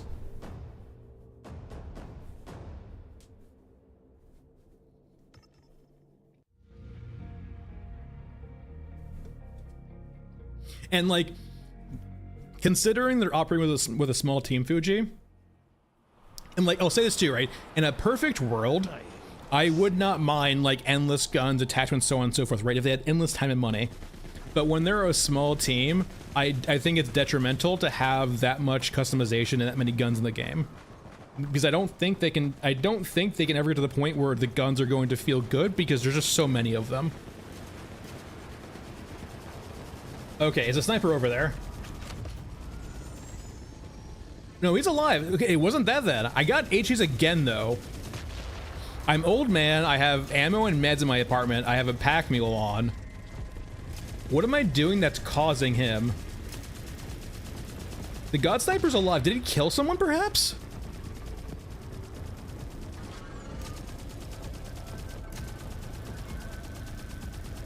Is it maybe him shooting something that's getting him killed? Or like,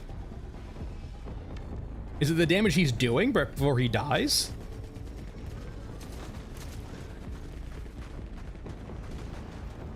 I guess the next step is getting rid of this quest and then seeing if it happens again.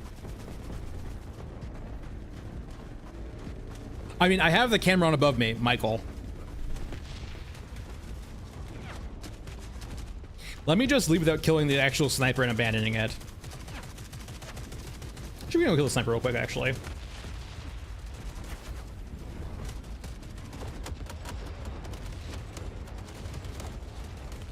Yeah, I'm curious, John. That's what we're gonna try to like do essentially, right? I'm gonna go kill the sniper. I'm going to redo the map with the exact same criteria except for the sniper quest.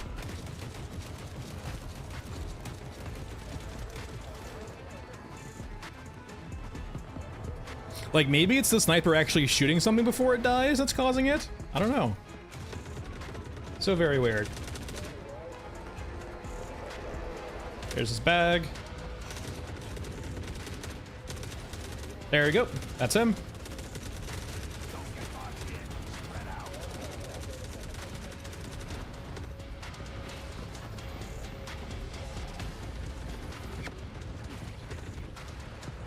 Interesting, lurking.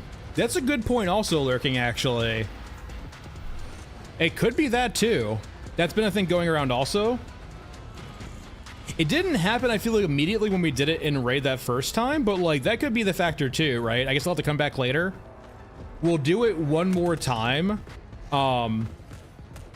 without the God Sniper, and then I'll run it later when that effect's off with the exact same criteria. Maybe it could be that too. It could be the radar tower. That has been an issue on mech trenches. And this map, when you blow up the bridge, it will constantly summon the variant HK.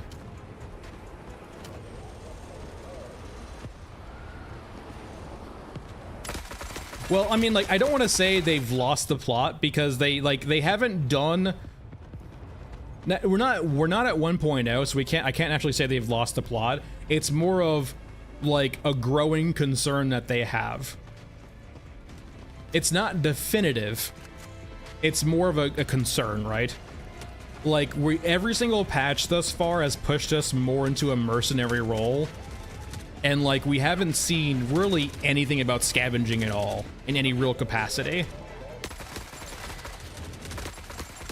Like I guess if you squint your eyes, you could call weapon crafting that, but like most of the way you get weapons right is just you killing units, right? And then picking up that stuff. Like it's still kind of pushing you toward that mercenary kind of route.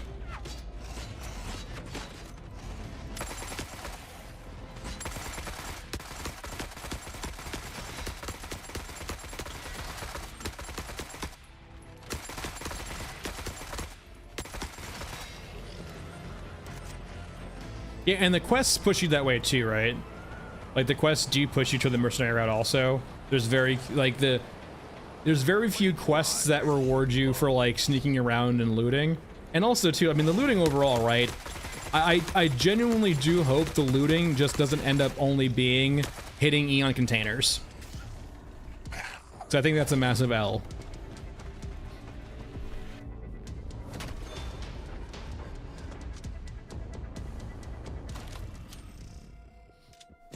Yeah, weapon crafting takes unit tags too, which also forces that mercenary route too. Yeah. I mean, granted, you can loot dead bodies also, but like, Yeah.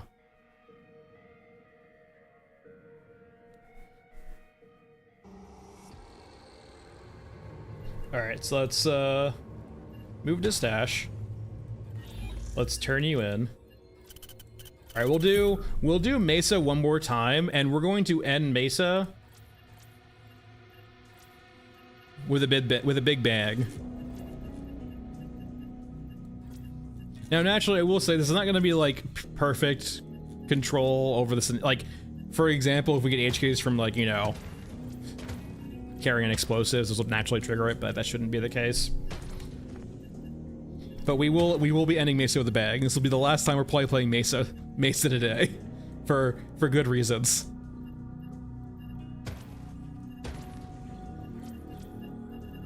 We won't be able to come back.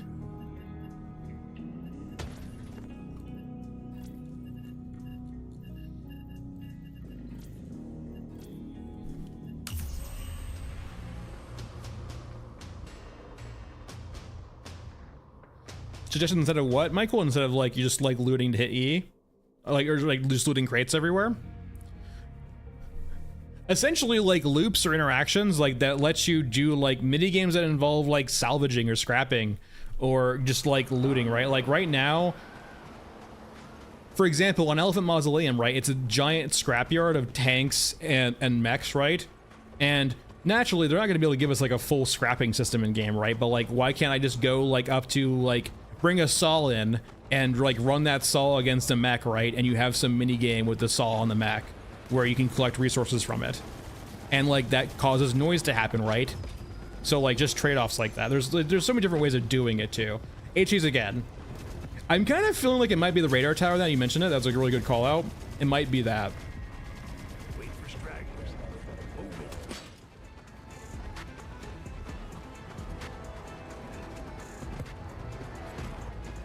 it. I would be surprised, AJ, if we can ever get to the point where companions feel good. I think they're doing it because it's necessary for them to actually have like railguns that work, or rather have railguns that work for solo players. In a way, it might be like their solution to people wanting to use the railgun solo is like giving them companions that can use the railgun with them, which is why they're very focused on making sure companions work.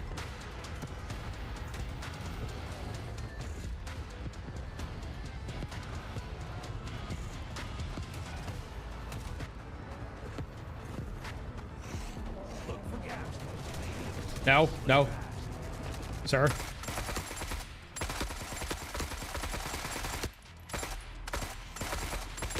right.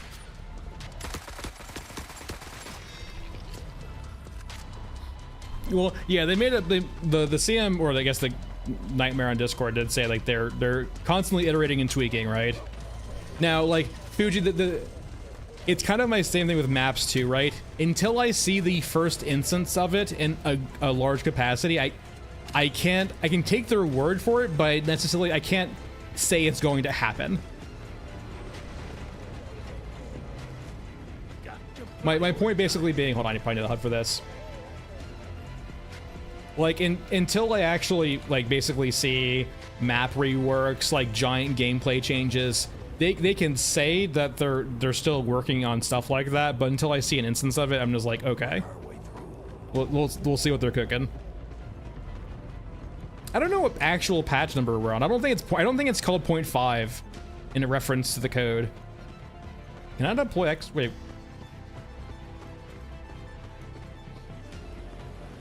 Very weird. Not seeing any of the.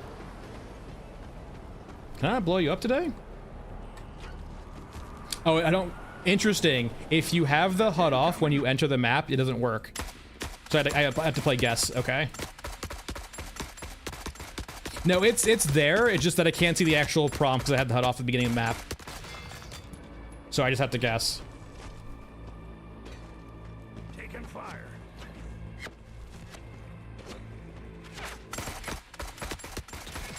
Leave me alone. What the fuck? That's the whole God Your Open Army.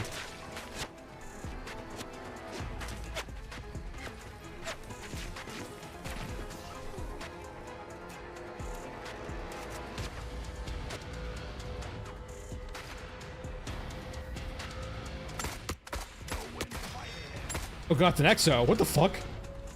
I wish I could really blow the bridge right now. Can I kill it? It's gonna be close.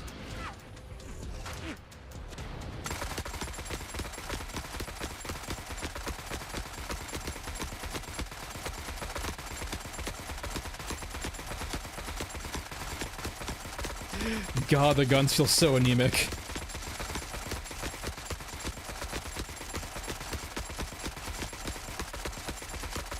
Oh wait, I have infinite ammo. Oh shit, I forgot about that. I was like, why am I not reloading yet? That's why. Keep firing. Keep firing. Keep firing. Okay, thank God. What? We did it. Can I get around this now? Can I go through the legs? Well, if I fall, I'm sorry.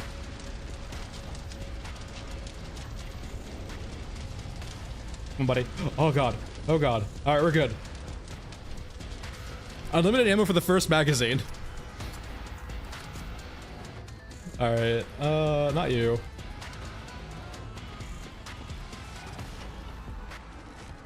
Not you. Brother, really? Fucking, they're teleported now.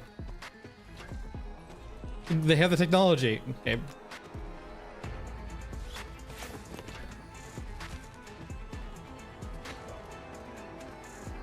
Oh, that's a good call, actually. Wait, like, what's... I've definitely had to reload before. I wonder what's the cutoff? You're right, it definitely wasn't the first magazine. 100%. What the...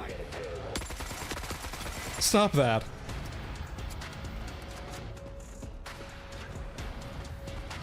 Oh, it's as long as you have reserve ammo. Okay, good to know. Okay, that's what it is. I know I had to reload before. I just never remember what the condition was. So, yeah, okay, it's as long as you have reserve ammo. Heard. Pocketing this for sure. Okay, not you.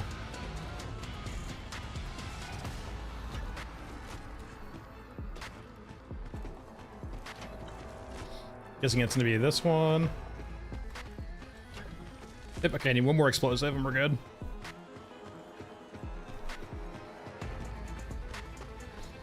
I mean, it used to be a lot worse. It's just like units that constantly aggro to you seem to have very buggy pathing, because sometimes they're not always supposed to be able to follow you.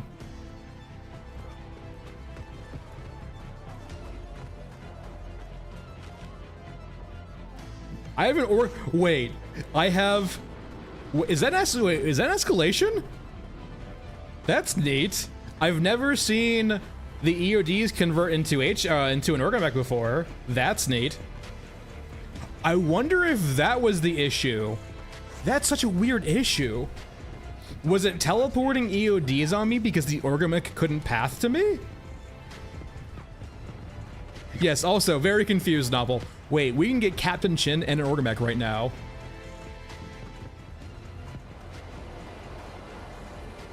Well, I haven't seen the EOD, though, Michael.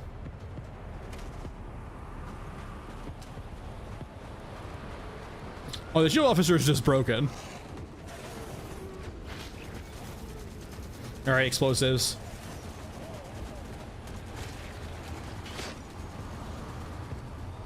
Like, Michael, I'm thinking that maybe the EOD spawns when the Orgamic can't get to you. No. Oh, they can be disabled with a railgun. You can't just outright kill it. Like, canonically right now, like, all of the special units are just, you have to... Yeah, very weird. That only spawned when we went inside the bunker. Which, naturally, I don't think the Orgamic can path to.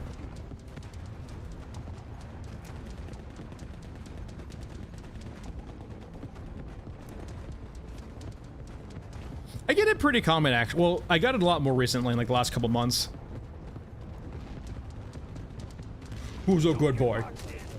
No, they're both here now. Okay, maybe that's not pathing. I do have 2 HKs right now. I'm probably about to have 3.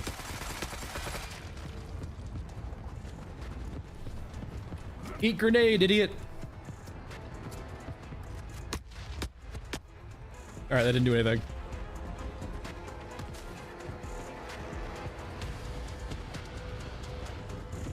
I wonder if blowing the bridge will kill the order maggot if we can path to it. Hold on. I have an idea.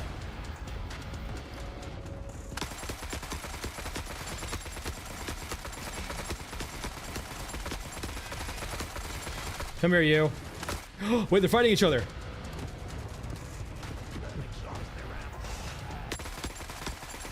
Thank you, Mr. Orga. I don't have a lot of meds left. Alright, just don't stop firing.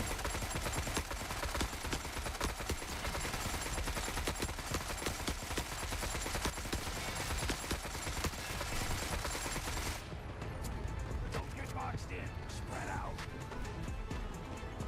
Man, the aggro's going a little crazy right now.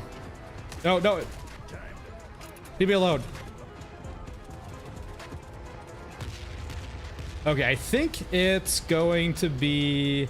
Did this one need to drop it on? Yep, that's it. I need to leave. That should blow the bridge. Hopefully I have enough time to get across it. Run! Old man, your life depends on you running faster.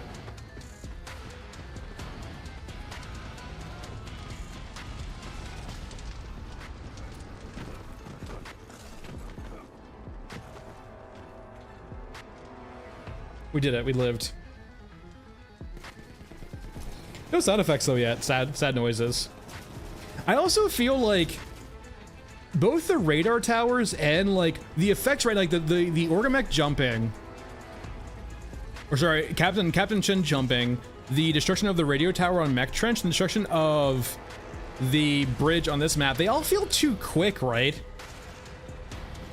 Like they feel they need to be like a lot more consequential or like slower and like more cinematic. I almost feel like they're very abrupt. I mean, granted, version like 0.1, but I want to see like the effect of like an actual demolition, right? Hey, Captain Chin.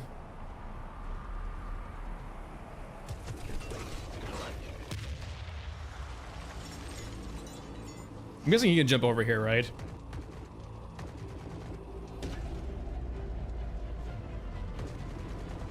Captain Chin?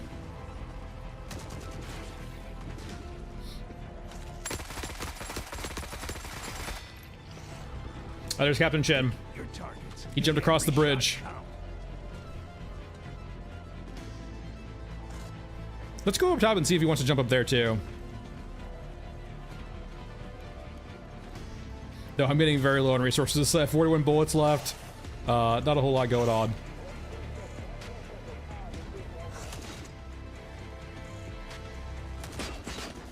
Minions, please dispatch the EOD. Don't get boxed in. Spread out. Captain Chen?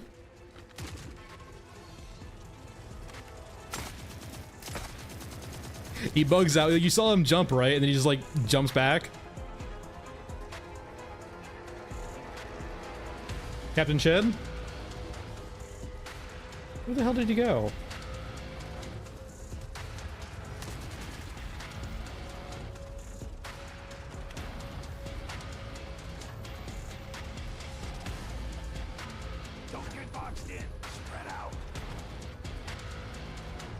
Yeah, there he is. Yeah, he does not handle the whole jumping very well. I wonder, you know what I'm curious about? I wonder if he's hitting their own collision boxes. Because like naturally, sometimes when you jump right, you'll hit a collision box from like stopping you from going out of bounds or going too high or going out of an area you're not supposed to be. I wonder if he's hitting those.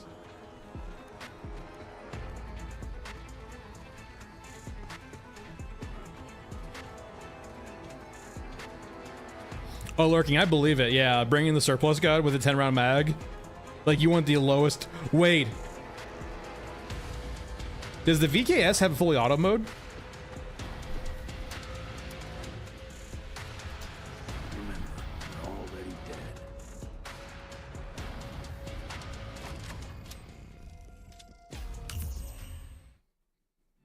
All right, so we have made Action Mesa now unplayable.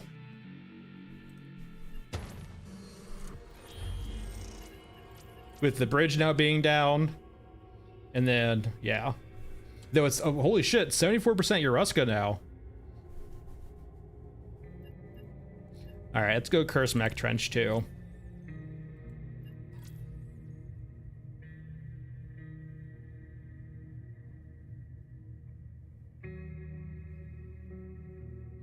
Maybe, Michael? I mean, I would have to do, like, that would be a lot of grenades probably to test that, right? You can certainly try. I mean, like, God, the crafting that many grenades would be very slow, I feel like. But maybe. I mean, you do get hit markers against units though, but I don't know.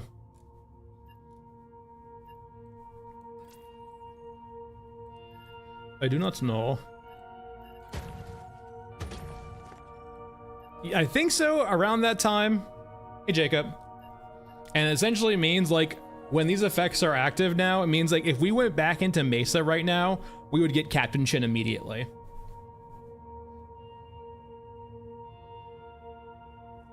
And then, if we...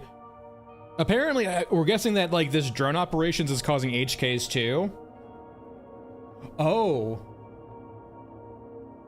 Alternative. Maybe this is half right. So, you know how on Frozen Swamp there's a quest that will, like, have the drones instantly die from damage? I wonder if, like, there's something weird where they're destroying the drones as they spawn, perhaps? If this is active? And they're counting as units dead, perhaps? I have no idea. There's something clearly wrong. All right.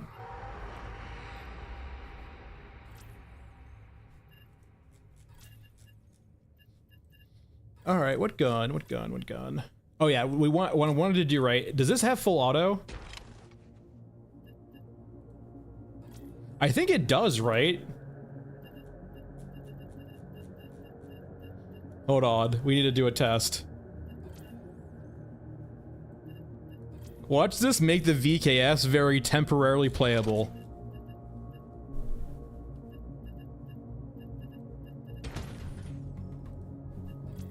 And naturally, you know, just to let you know, this is a bug / exploit. I mean, PvE games, who cares? But we're gonna see. I can't recall if this is fully automatic or not. Quick test on Scrapyard. AKA the gun range. The Scrapyard is literally the gun range.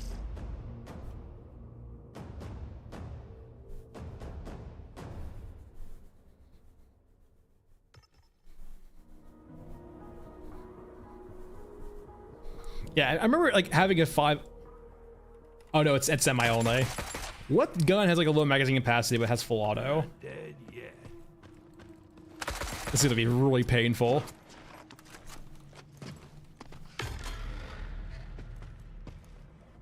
So we're basically firing a 308 round with the damage, but we're also, like, having to kill cyborgs. We might die here.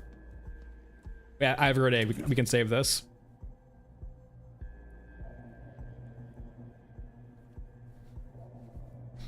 Cyborgs? Turn off the HUD.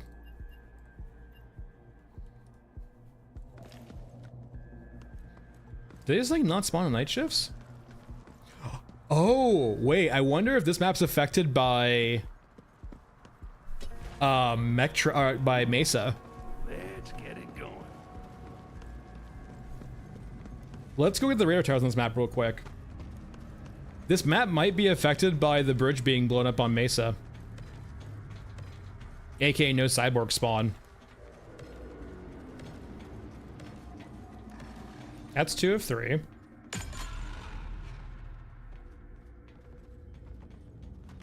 Oh, that's interesting. That's a bug right there, by the way. If someone wants to report that, feel free. If you launch into a map with no HUD on, you don't see these prompts. But if you load into a map and then turn HUD off, you do see these prompts. That's a weird bug.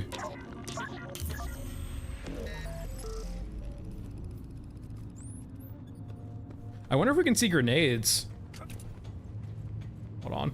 We can see the trajectory. Do we see the timer too if we had HUD on beginning of the game? Okay, wait, no, we still don't. Oh, grab her, I'm sorry. Grab her, I'm sorry. Grab her, I'm sorry.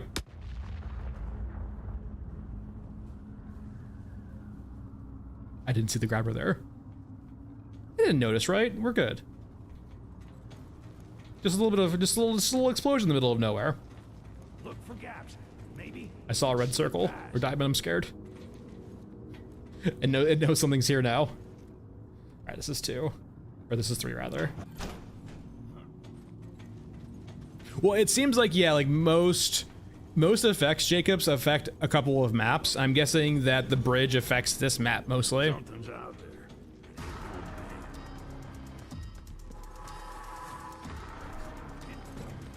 You can't go up staircases, right? I don't think you can. I will say, actually, the no sidewalks in this map makes this map kind of chill at nighttime. It's just literally the grabber. Usually it's like endless cyborg waves. This is actually quite chill.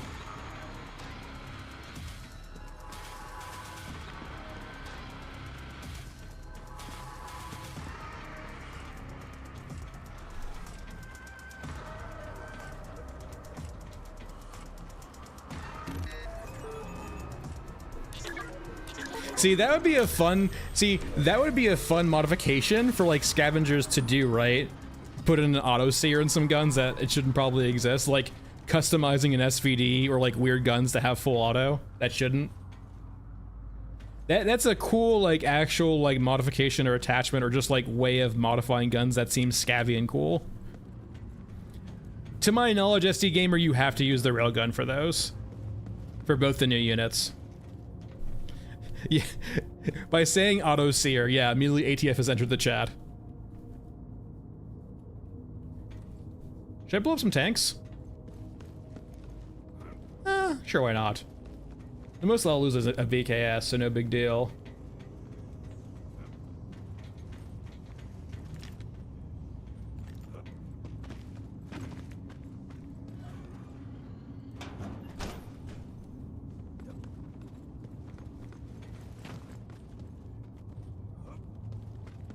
Are there enough explosives, though? I do need 3 for this, if I recall. Also, on the whole, like, tanks don't really... Tanks are only scary if they run you over.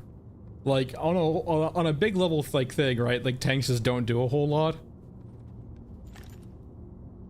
I mean, like, that's what I mean by stylized, though, right, AJ2? In regards to, like, it doesn't need to be realistic, right? If the vast majority of your stuff in your game is going by rule of cool, why do you arbitrarily draw the line at guns and make the guns realistic as shit? Or not realistic as shit, but like try, like they look realistic, they I don't know, it's just weird. Like, why not just go full crazy with your guns and stylize them? No. Targets. Make every shot count. No, we're making no shots count, old man. We're not shooting. There really no explosives in here today? That's a rare anomaly. Oh, never mind. How convenient. More to carry back.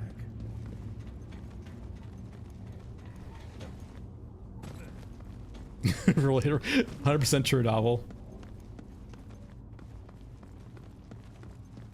Alright. Goodbye, you.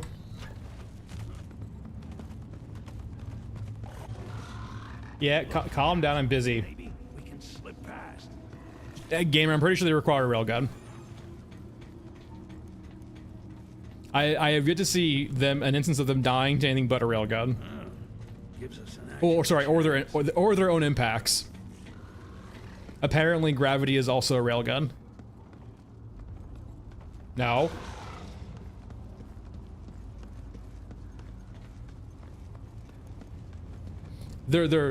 I actually, I don't think I have checked if they're droopy this patch.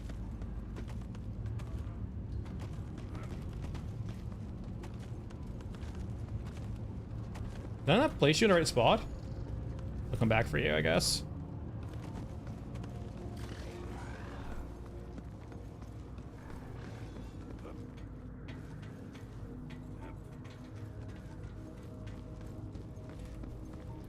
I mean, like, if we go off their art, they do have real they have guns that are based off of, like, the chassis is like a realistic gun, but they're stylized, right? For example, the scar that the mechs use, right, is a stylized scar. It's not literally a star, but it's stylized.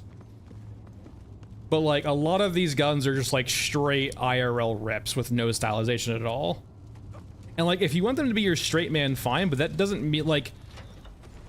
The problem is this, right? When you put realistic guns like direct rips from IRL into your game, lots of gaming nerds too, have an innate understanding of how the form and function of those guns, right? They see an AK, they expect it to function like an AK. And when it doesn't function like an AK, it, you know, there's some dissonance there. Or in exchange, they might know, like, they might understand how, like, assault rifles are different from LMGs, right? In regards to their function. And so when your game doesn't really match that, or even, like, have a differentiation between the two, it feels weird, or dissonance, right? It can feel off-putting. That was pretty eventful for, That is interesting, right, by the way, like, you know, just no cyborgs here during the nighttime. Made this map kind of really easy. A pretty strong reward.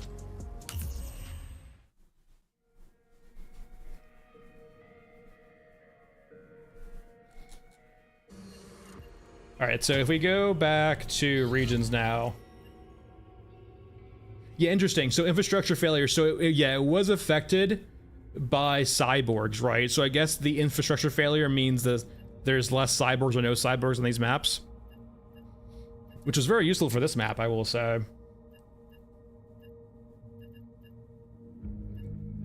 I'm guessing the tanks affect other maps though. Let's go say hi, Mr. Chin again. Mr. Chin. We'll bring some turrets too, because why not? Actually. We'll bring all the turrets.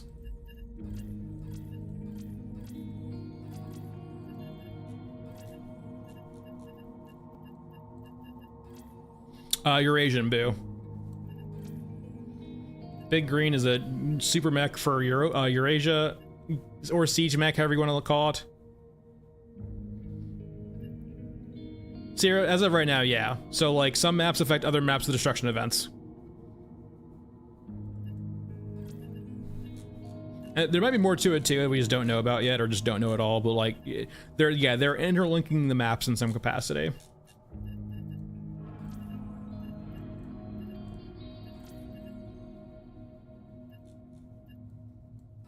I don't think, like, the problem is, like, when we have, like, super giant mechs like that, boo, I can't see them ever being more than, like, an ambiance piece in the background, right?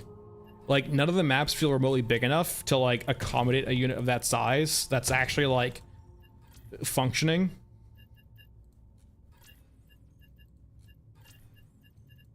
I do need one explosive for the tower.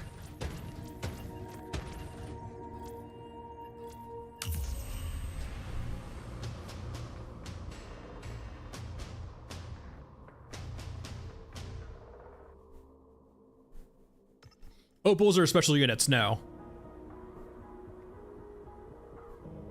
Opals and the new Mr. Chin are unkillables. They require the railgun. Always looks different.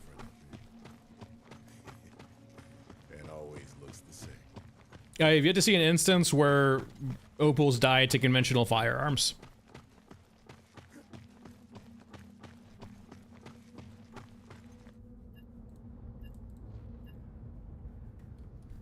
Need the HUDs for a second so I can actually see. This Let's get our tower going. Or our defense grid going.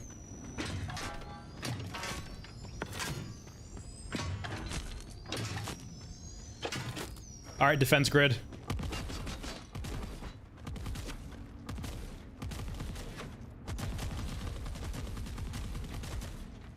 They're still looking a little droopy. But now you'll see here. Like it feels like it's too fast for demolition, right? Like it's too sped up.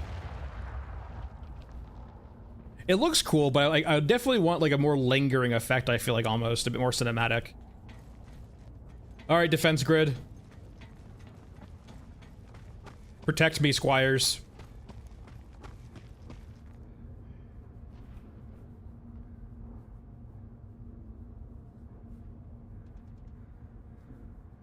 We know it's coming. I wonder if we affected this map a bit at all.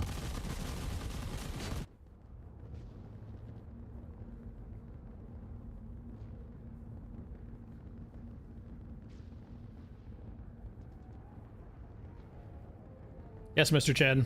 Get over with. Yes, yes, yes, Mr. Chin.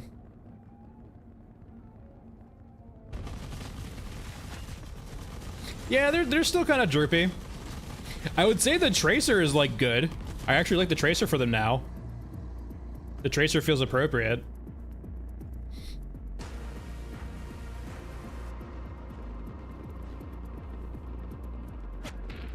Fire! Oh god! Save me!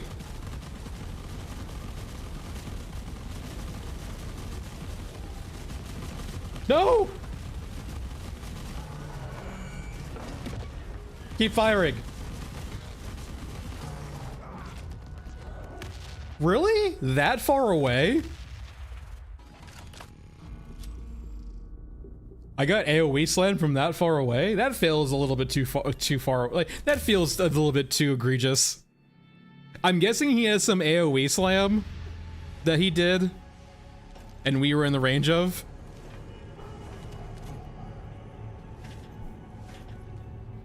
I have, Michael. Not this stream, but I have done it.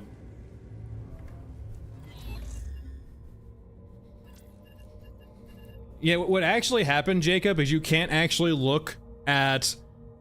You can't actually admire the chin of Captain Chin. If you do, he, like, turns you to stone and you die.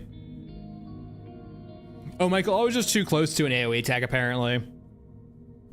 I would say that's a bit too far away for that to happen, because it doesn't, like... It doesn't connect, I feel like. Or if there's going to be an AoE effect of that size, I think there needs to be a lot of like actual dust that kicks up to support that. I don't know.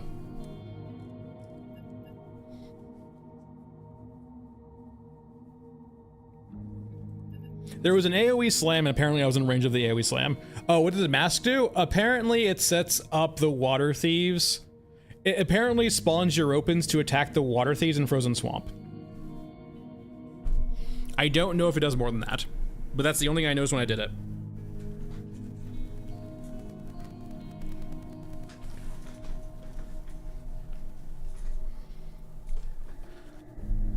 All right, time for my revenge.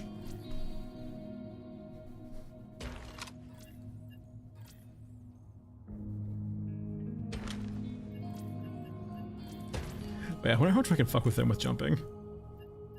Let's just work with this for right now.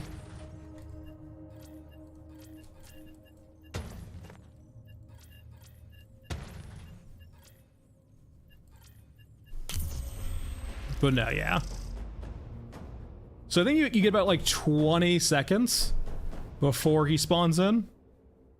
Against Captain Chin. We're gonna do some fun. I don't mind at KFC. I mean, like, I will say though, like, if they're going to give Captain or it like a bespoke ammo type, I don't think the ammo does enough right now to feel bespoke. But maybe that's just because they haven't done enough yet. Like, and we're going to eventually see, like, it have effects against larger units. Because Nitro Express is a big game hunting round, so you kind of like get the feeling that maybe it's supposed to essentially be that in some capacity. Yes, Captain Chen.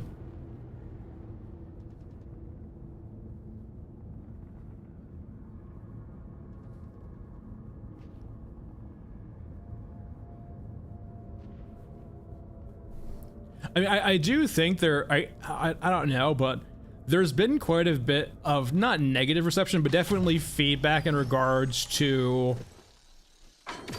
them having the 2 new units both be unkillable units, except for the railgun, right? I think they definitely heard that critique. Can't get up there.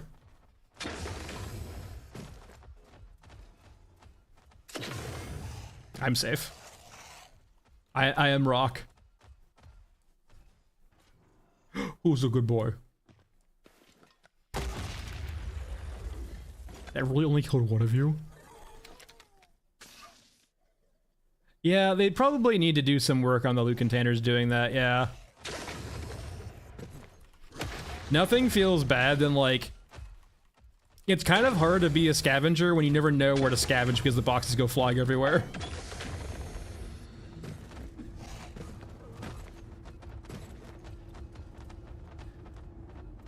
Well, this isn't a great spot to be in. How's it going, guys? We having fun here? Brought enough ammo to drown an army. Rats. Y'all enjoying life? Or I guess... Hey, no, hey, who hit me?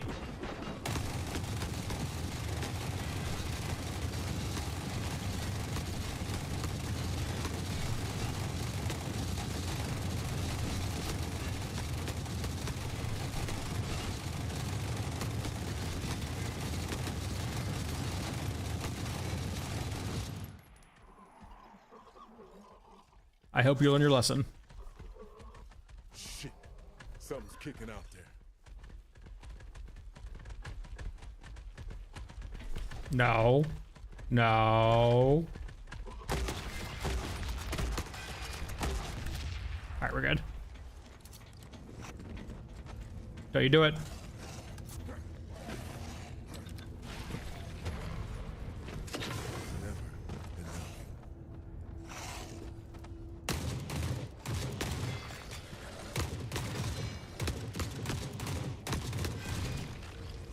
I mean, I got 38 bullets left. Shit ton of action down there. There you go, my god. I will say, I do like this, the vibe of this room a lot better now.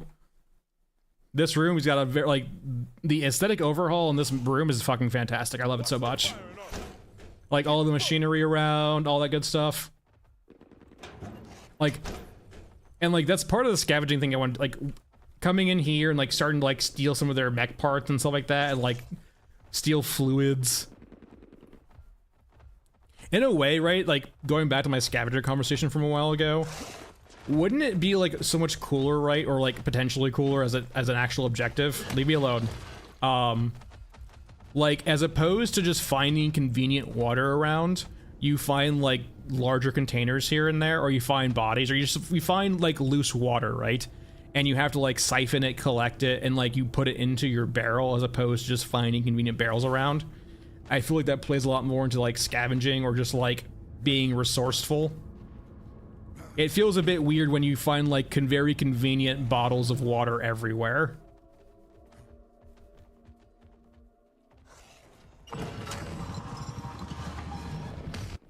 What happened to Captain Chin, by the way?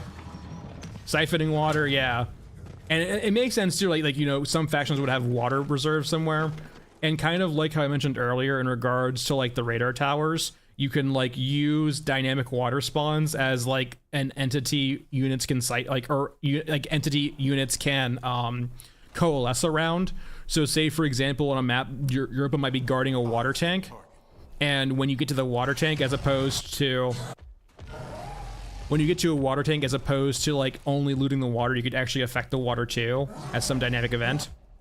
Maybe you poison the water, maybe you like taint the water, maybe you put like a hallucinogen in the water. I mean, that is one way of solving the rock equation, is just having a giant AoE that does not care about height.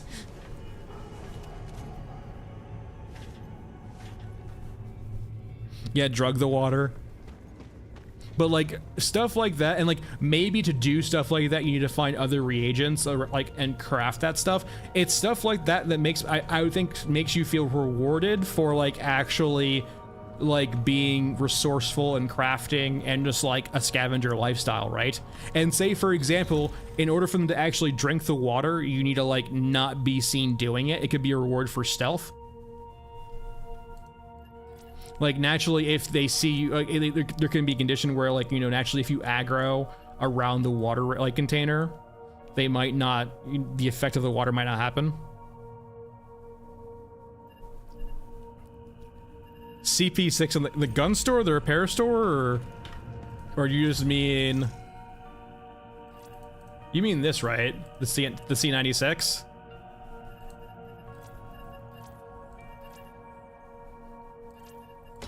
I'm guessing this is what you mean.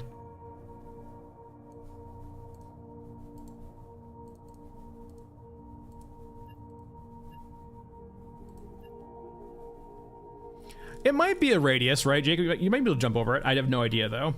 I didn't get that far yet.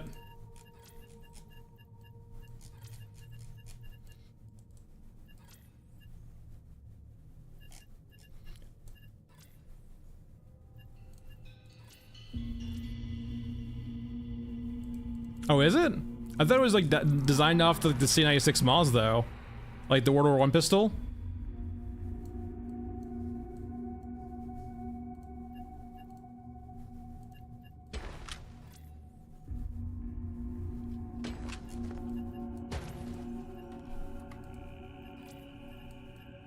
All right, we're good here. Find some good old meds.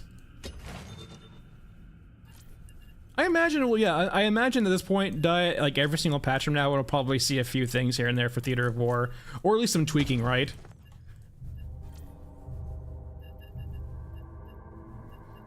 Almost assuredly, too, considering, like, right now, what we have is Euruskan stuff, so, like, I imagine we'll be, and Eurasia stuff, so I imagine we'll be seeing Europa next patch.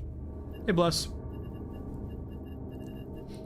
We haven't run Elephant at all. Let's go do some Elephant.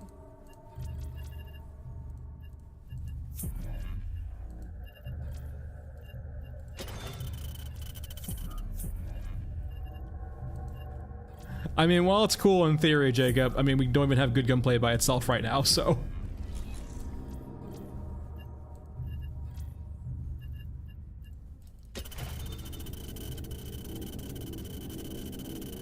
That's probably enough for now.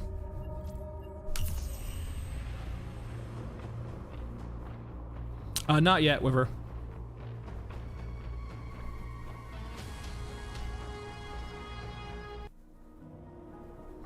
Not yet, Diet. There's not really, like, it's a, like, they did mention it's like a beta, it's an early system right now, but they have not done any of that yet. Just like, there's not, like, there's, I think they have done some, like, some spawn implementation, so, like, sometimes you'll have certain units or certain things spawn on maps in different ways now based on that, but, like, there's no, yeah, reward outside of that, of, like, influencing the spawns.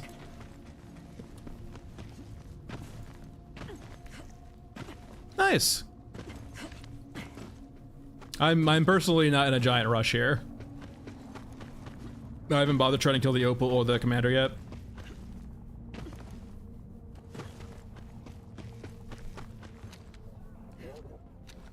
Oh god.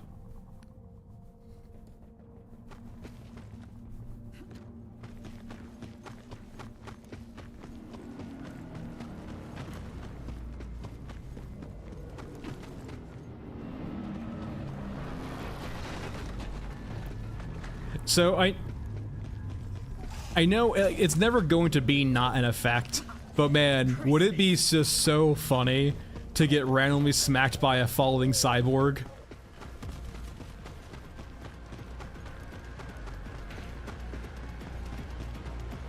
I have Diet.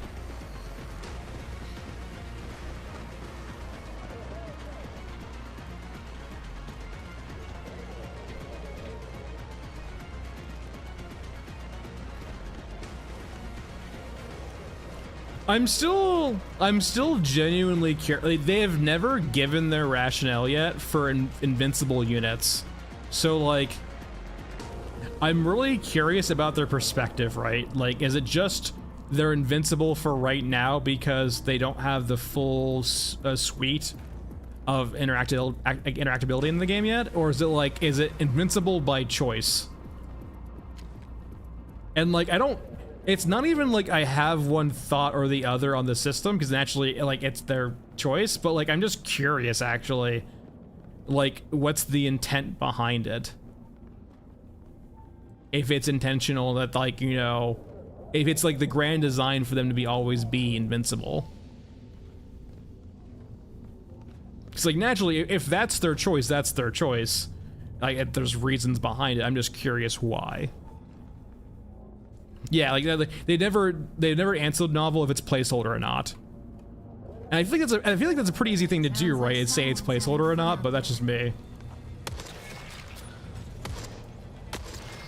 Like, I don't understand if there's like any reservations to say something's a placeholder while they work on flesh out mechanics.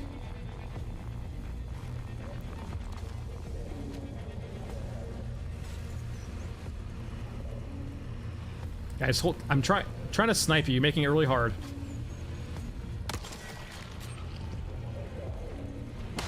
That was a wall. Shit.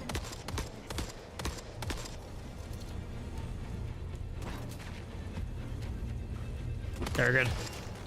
Alright, this is gonna hurt a little bit.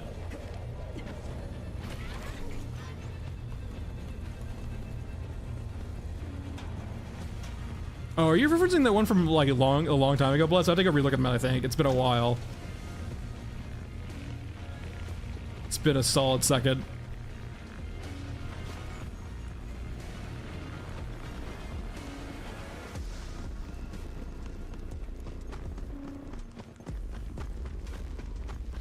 That's a thing too, right? Like, I think that play.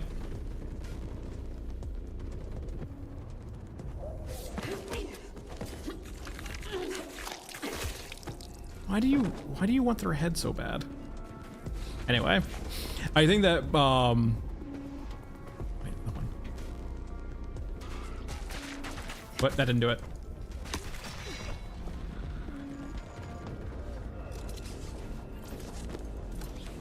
Let me lose that. No, no, I'm sorry. Hold on. No, leave me alone.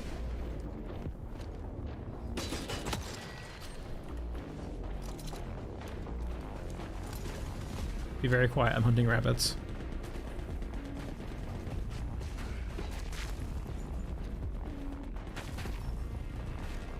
What?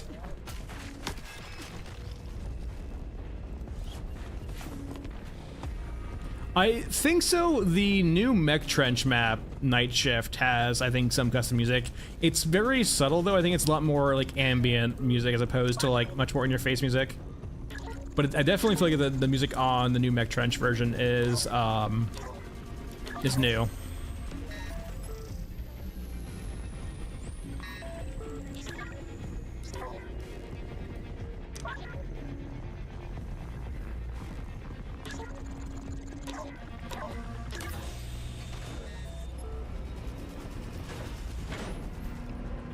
I don't think they've done anything in Blood Panda. They haven't updated the soundtrack at all, right, since launch? Or have they?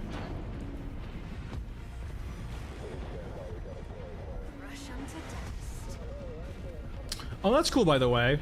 This is dynamic, where this guy spawns. That's nice.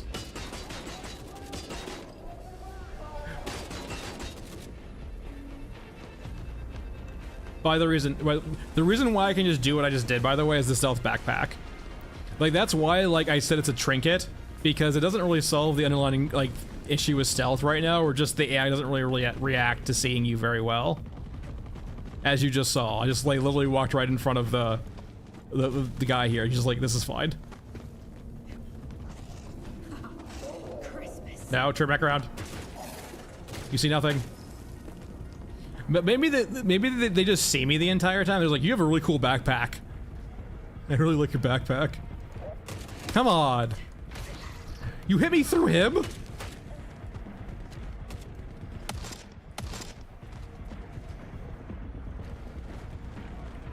For sure, AJ. Well, I think the Indians just need expansion in the first place.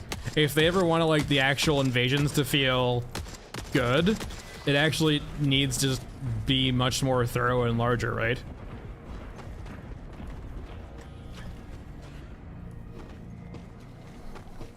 Like, the Indians invasions are, like, cool in concept right now, but because the Indians are so small, like, the NPCs that you're fighting for or fighting against, right, they're kind of shoehorned into the map.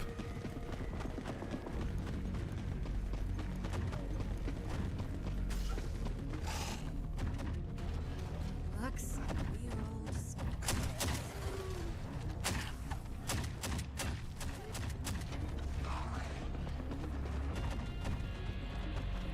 Dude, those poor shotgunners just stand no chance now versus those the cyborgs. They've been nerfed so hard.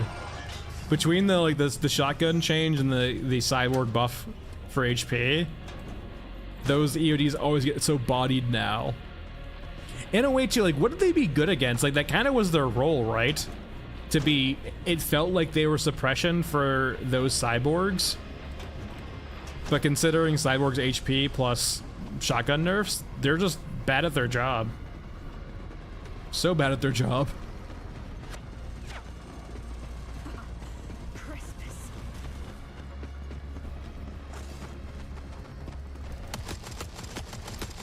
Alright, that was 10 rounds of 9mm. I'll save you.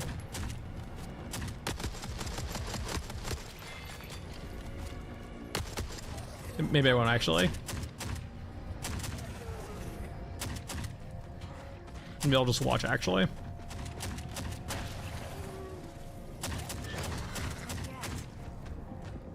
I believe in you.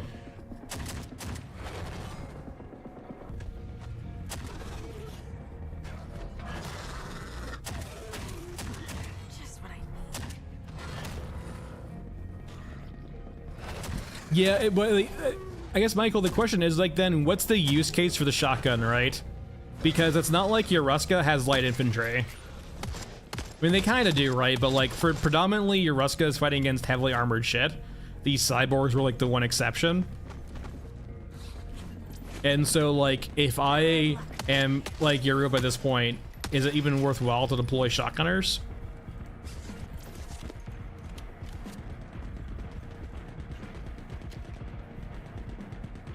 What's going on over there?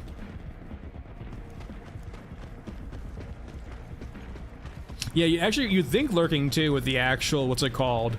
The, like the arm, the servo arm they have. Like, they would probably be actually able to manage like a fully auto, like, fully automatic Scar, or like a Browning, right? Hey. There we go. Though we didn't get to see it. Curse you, cinematic camera.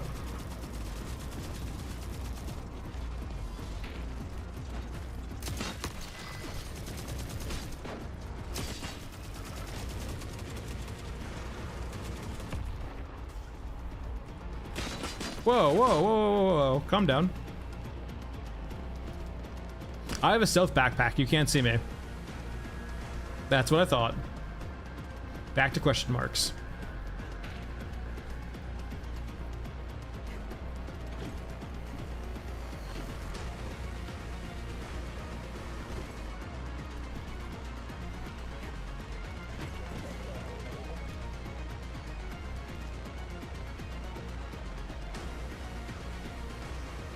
No.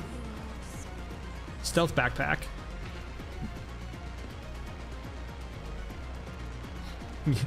The stealth in quotation marks.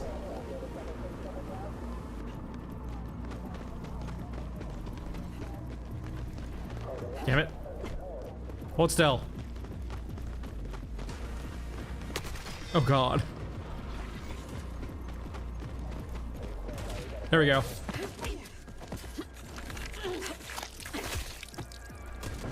I'm sorry. God. Sorry, I collected too many heads.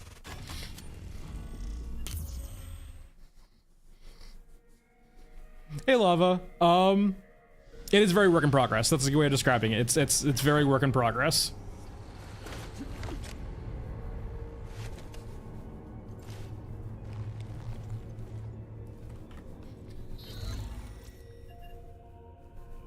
All right. We haven't done cemetery. We haven't done something today at all. Or I think or Scorched Enclave. Let's do a cemetery. I wonder if there's actually anything we can actually do on cemetery yet. Probably not, but I'm curious. We'll look around. See if we can't find anything on cemetery.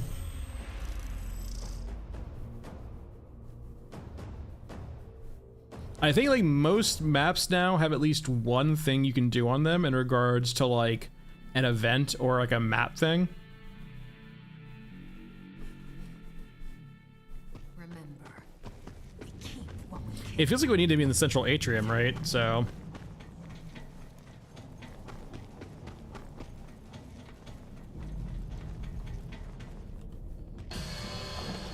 Nice, Lava. Thanks for watching. I've been waiting for this. It could be too that they're locked at 10% too. Wait. I have infinite ammo for the first. Actually, I didn't bring any extra ammo at all. Never mind.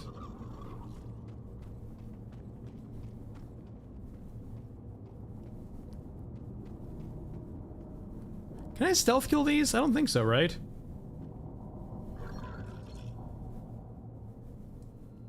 Hold on. I don't think I can.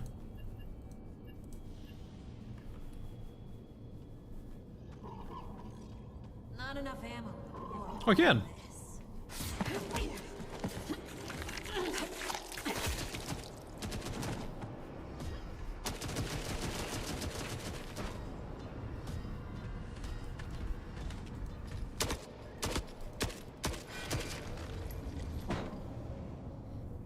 I was never here. It's just the wind. It's just the wind.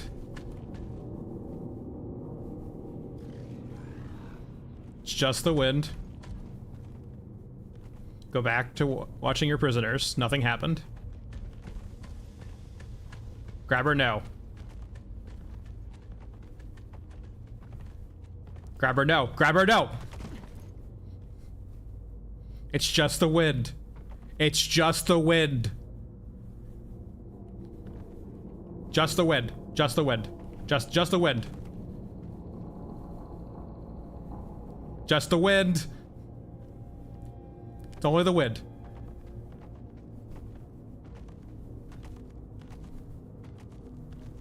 Where the fuck did the other guy go? Oh, he's right there, okay.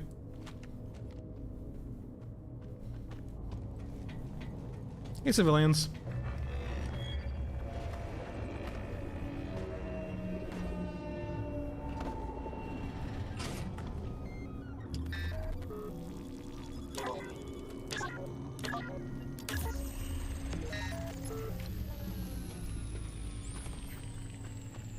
Just the wind. Because of the patented technology of the stealth backpack. TM.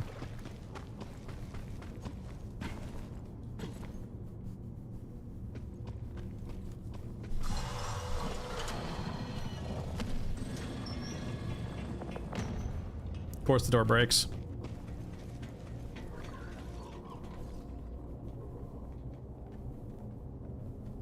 This looks so fucking wrong, what it's doing right now. I hate it.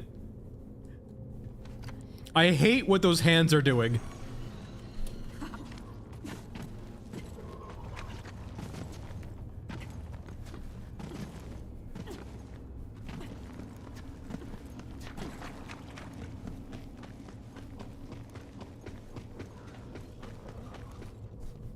There's a lot of soldiers in here today. What the hell? Little soldier factory. What the? Is that a ribcage I just bounced off of? Oh, it's the skull here, I think. The rock? Parkour?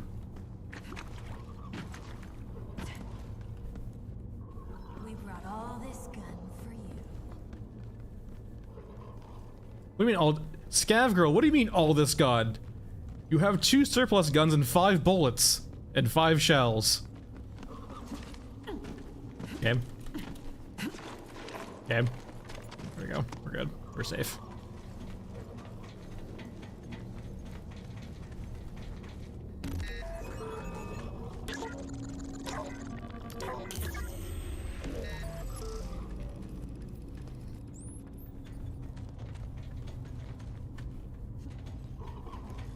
We brought all this gun for you. I have a cool backpack, you can't see me. You guys are making this very inconvenient right now. So very inconvenient. I will say though, like honestly, patrol-wise, like if they're looking for stealth gameplay, this is probably more the way to do it, right? As opposed to like, you know, the grabber should be the response to if you fail the stealth. It shouldn't be out on the onset, I feel like, of the stealth, right? Like say for example, you come across a patrol and you like aggro them, then they start like actually deploying HKs.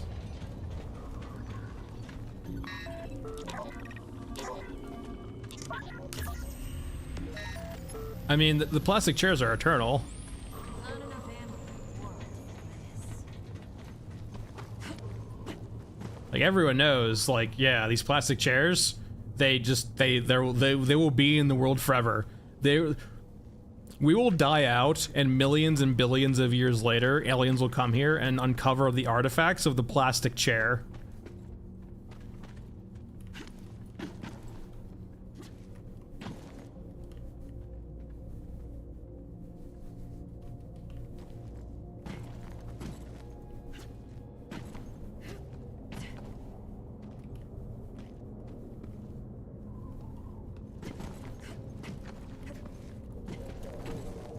Kickflip. Crush 'em to dust. Alright, I'm getting distracted.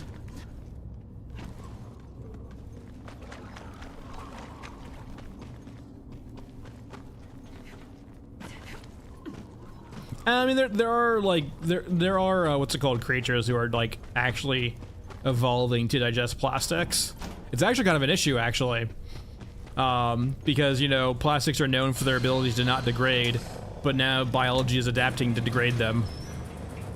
It's kind of like vibes that if you're familiar with like Earth's history, there was a period where trees became, you know, prevalent and existed, and they would die. And because there wasn't bacteria around yet to like digest the dead trees, essentially, they just piled up, right? But eventually that abundancy of a resource, right, did eventually evolve things that could digest that kind of matter. And we're kind of seeing the same thing with biology right now in regards to bacteria and plastics. Divvy it up.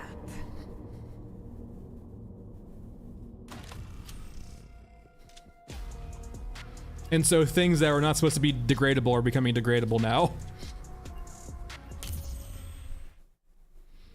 It is mad. The new itty bitty bitty backpack. It's the stealth backpack. It's just the wind backpack.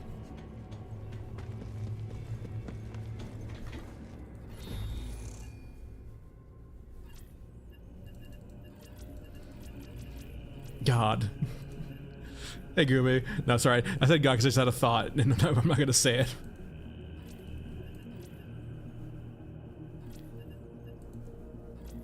But the itty bitty maybe like get flashbacks to old marketing.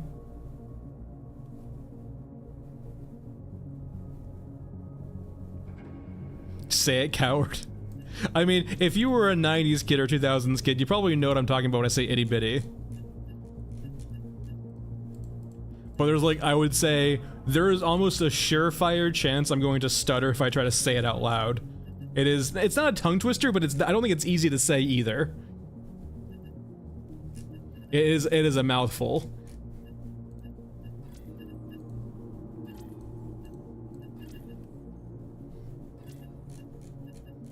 I mean, you can. I'll say Blaze it is. Blaze fucking knows it is. That will probably clue you in, a lot of you guys in. It wasn't in Western, it was in America and Canada for sure. I'm not sure it was in Europe ever. I can't remember what it was referencing to. Was it marketing or was it like something else, right? Was it a song or I can't even recall what it's referencing. It's been so fucking long. It's a song, yeah. It's from the 60s? I remember hearing it when I was like young.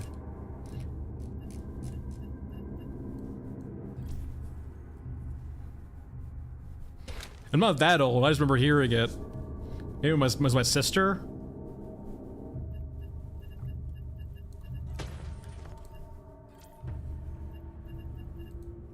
Alright, so we can't play Mesa. Let's go Frozen Swamp actually. Let's get rid of these.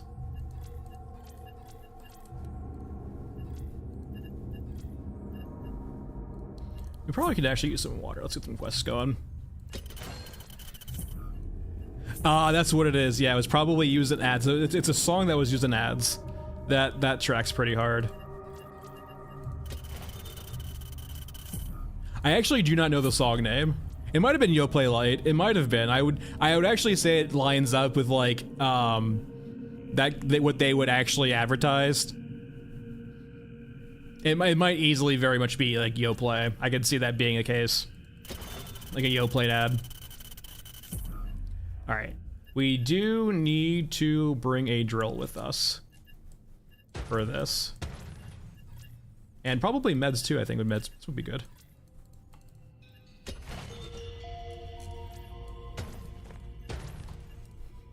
Let's gather some more meds. Do not have a lot of medicine. Alright.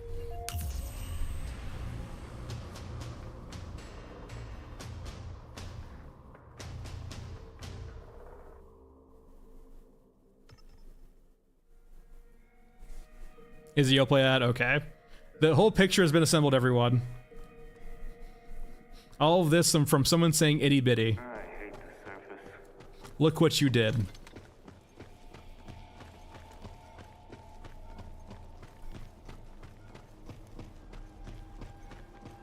I brought a drill, right? Okay, we did. We decide what happens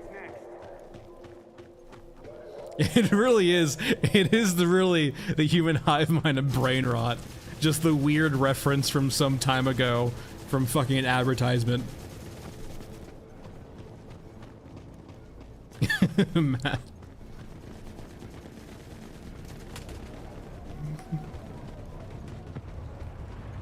I think Frozen Swamp's a pretty fun map. It's got like something for everyone, it feels like. If there was only one map I could play in perpetuity for like the rest of the game though, I'd probably say Mesa. Mainly because Mesa has like the most opportunities to be good. Or rather like have everything on it, right? Because like Mesa has that giant hole in the center of the map basically, the plains. It's probably the only map that can field like actually everything in the game. I think Blood, when we get to like, if we ever see a unit like Big Green, I think Scorched Enclave might have issues with that. Naturally we'll see, but I'm kind of getting the vibes that Scorched might be a little bit too small. Though, on that note, Scorched Enclave is probably like the best of the small maps.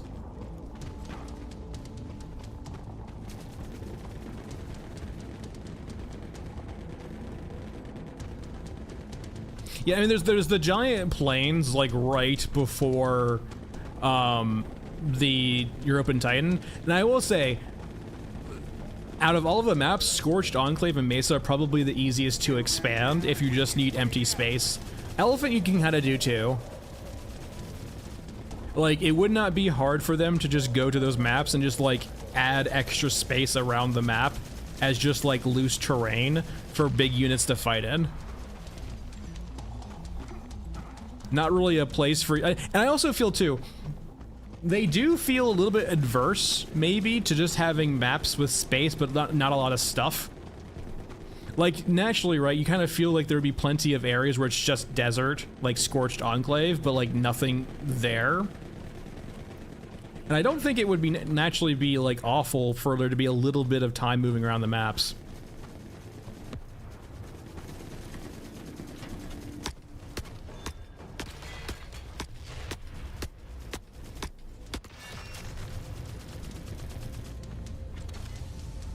All right, those are done. Let's go see if this is one. Yeah, I would love to see some actual interiors too, KFC. There's like no shot this is one, right?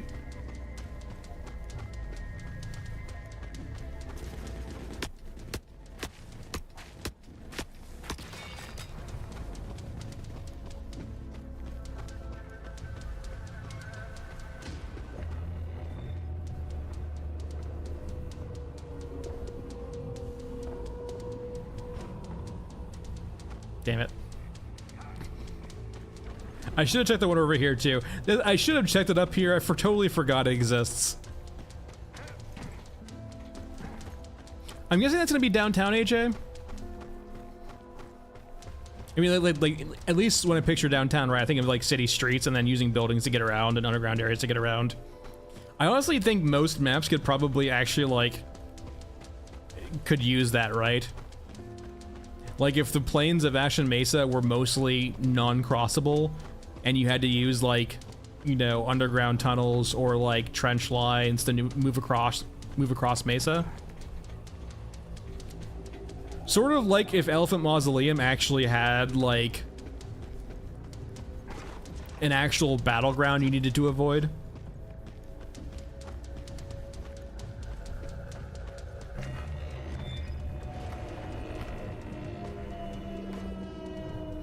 Please be one. Please be one.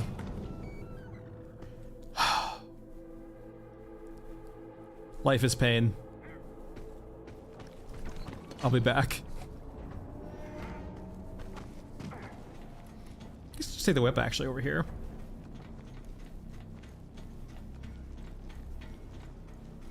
Yeah, I'm not surprised. Like, I know they said they had performance issues with bigger maps, so I don't think that's coming, but like, I do think they can actually...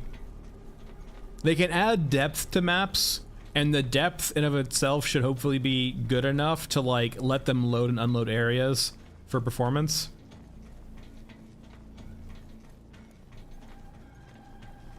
So like they do have, so Shaman does have the ability, only Shaman, to tell which radar tower to go to first. With attack cam, you'll see it blinking in the distance. But no, yeah, other character would just have to go visually check it.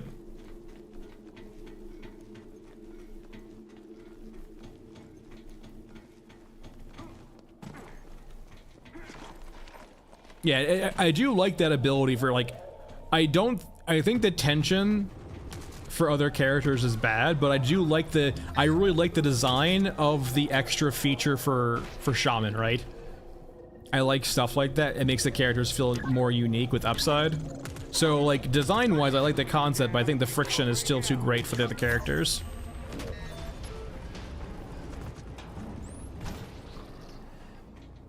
There we go, John. John has looked it up. That is exactly what I was trying, like, that is the exact thing I wasn't trying to say out loud.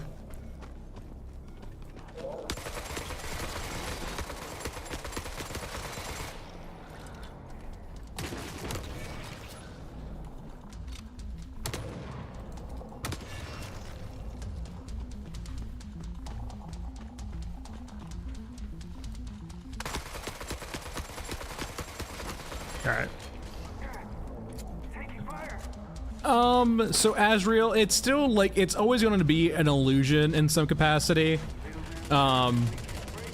Like when you have this many units, you can't, and like it's running locally on your machine, right? It's not server based because there's no servers. They have to be like mindful of how they're spawning units and how much they spawn. So for the most part, like you have certain areas on maps where enemies will spawn when you're in that area. But typically speaking, if you're not on an area of the map, there won't be units that are spawned there. And that's mainly for performance reasons, right? If you're trying to have these giant NPC battles everywhere, or the NPC battles everywhere, you can't have them actually everywhere with big maps. It just doesn't work performance-wise. Wait, I can blow up the elevator? But I don't want to blow up the elevator. I want to use the elevator. Can I blow it from up here, though? I saw the prompt. Wait, hold on here. Whittle them down and we can break out. What the hell just happened?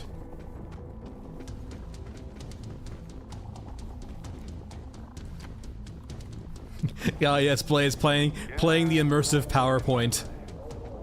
UE5, AJ. Asriel, it's kind of like a pick your poison. Would you rather have better performance, or would you rather have the game use more storage space, such as the cost with the nanite? Because I can. Every shot counts. I should probably get off the elevator, right? Oh, it doesn't drop? That's lame.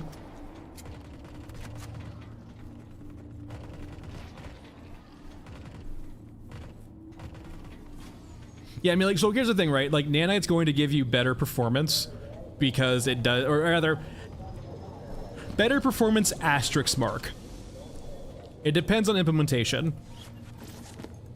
But, like, that's the promise of nanite, is better performance when you use nanite everywhere, and essentially better LOD, or rather easier LOD, right? Because it does it dynamically. But the cost is storage space, because you're essentially storing a high definition file for the game to dynamically, like, LOD for you. I kind of wish I had this. I want the elevator back. I'm going this way. We're going. God, this is just a long way of doing this. Yeah, they're placeholder right now, I think, Lava. I think all the animations right now are pretty placeholder. I want the elevator back. I think it has it half implemented. There's definitely plenty of things I'll see that don't feel like they have nanite implemented. Like, if I look at Elephant Mausoleum, I think Elephant Mausoleum was one of their first maps, right? Considering the history of the game. And, like, it doesn't look like that map is using nanite for a lot of its meshes. So, like, it doesn't feel like it's using it everywhere.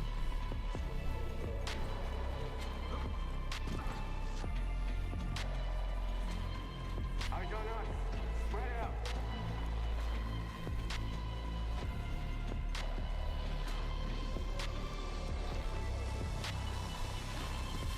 Alright, we're going the long way around because I didn't want to go down the staircase of death.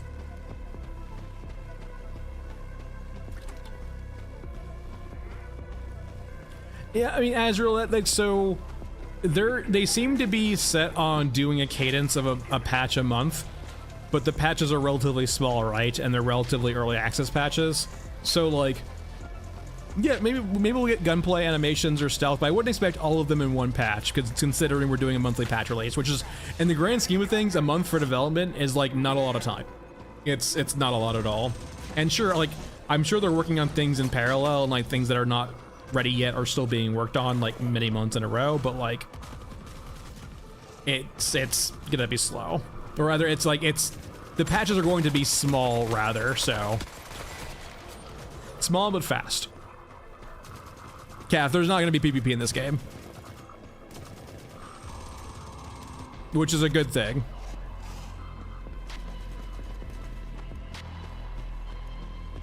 Look at Dark and Darker. Look at, like, any extraction shooter. Look at, like, really, honestly, any game at all nowadays with PvP.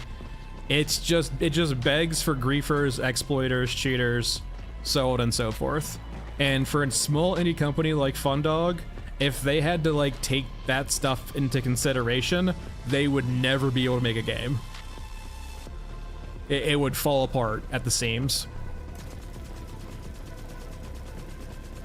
Eric, it's hard to say.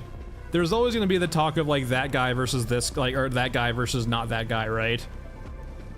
Which is a simplification of an issue, but, like, I mean, I do agree with you in the concept of you're saying this, that a lot of the patches so far have pushed the game into a like mercenary style game as opposed to a like scavenger style game, and I'm really looking forward to seeing if they can push the pendulum back to being a scavenger. In a perfect world, AJ, I wouldn't mind the concept of PvP games. It's just like in the current day and age, like it's all just so. I'm looking for the right word for it. It's not. It's like akin to transactional, right? In the sense of it's not. Transactional is not the right word I'm trying to say here. What I'm trying to say is it feels like people aren't playing games for the experience, they're playing games for the competitiveness. And it's not about the experience of like, or it's not the experience of competition, it's not like the competitiveness of competition, it's just like the I need to win competition. And like any means necessary to do that competition. And then naturally, like when you have that, you also have the people who are going to view it from different perspectives, like how do I make money off this competition, right? The RM tiers, the, you know, for-profit cheat sellers.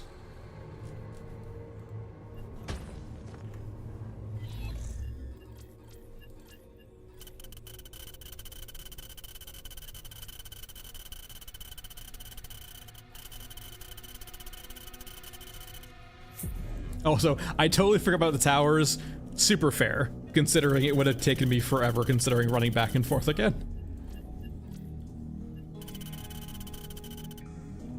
I mean, Mr. Nooks, yeah, but like, if you go to their early access page, they say they want the game out this year.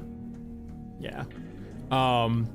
So like, if they're trying to make the game out, and like, they honestly, if they're trying to make the game out in this September, they honestly do not have time at this point to do complete replacements of old systems, which I do take issue with, to be honest. I think trying to reach the arbitrary deadline of like 1.0 in a year is a mistake. I think that is just, you are burning the candle at both ends. And like, no, like they've talked about, I think before too, right? How like they do get fatigued and gassed out from working on certain concepts over and over again. But like, I think that's almost on them at trying to be unrealistic with how fast they're going. Like naturally, if you burn the candle at both ends, you're gonna get fatigued and you're gonna feel like get burnout essentially, right? And you're gonna wanna do other things mentally. Like your brain's going to try to find an escape somewhere.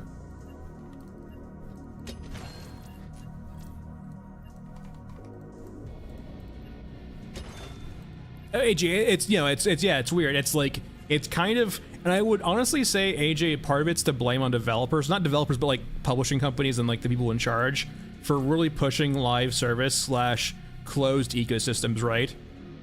Games that actually have custom servers, I think, are a lot more welcoming and have better kind of atmospheres. I do not like Rust. I do not like Ark, but because you can have your own servers in those settings, I know that there's custom servers and custom environments where you can actually fine-tune your experience for something that you're actually looking for in those games.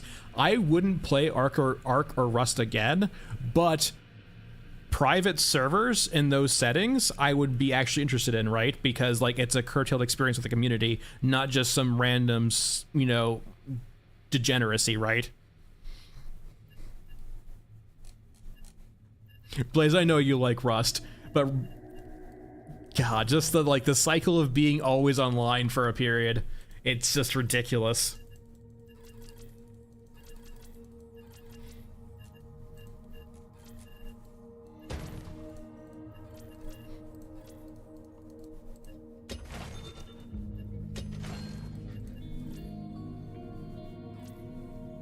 Yeah, according to their EA page, like that's been up, that has not changed to my knowledge since the beginning of last year, or September of last year, right, when they launched. They say a year. So like they haven't changed that or said otherwise, right? AJ, they are self-published, yes. There was a brief period where they had a publisher, or they were like maybe had like a inkling of a publisher, but they left them because that publisher was like crypto bullshit, essentially, from my understanding. / NFT bullshit.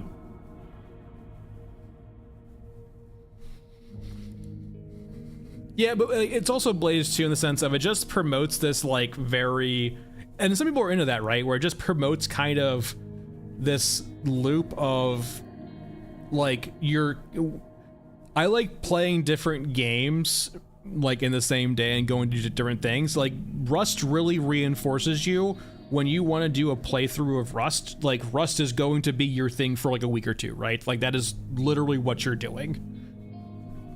It is by necessity, by design, a game that you need to buy into for a period of time to get kind of enjoyment out of, I feel like. And that's perfectly fine, but like some people will enjoy that, but that's just not for me. We haven't done Scorched yet, so let's do some Scorched.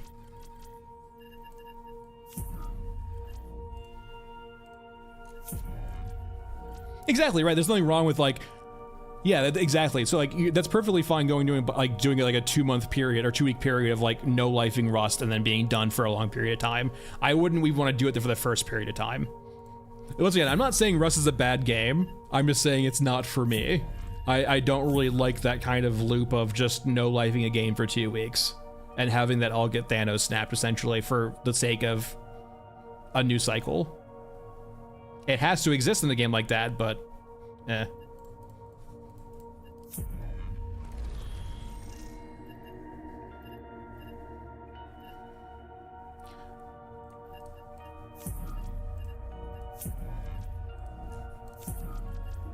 Can I get any quests here? For the Scorched? Here we go.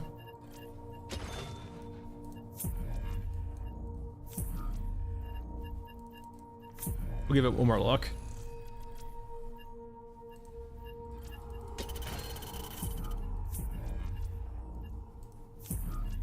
There we go. There's all 3.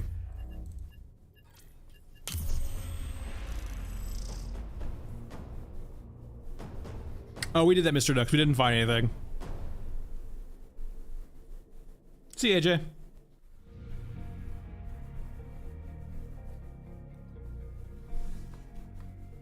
I hate the surface. It's Shantytown and Downtown.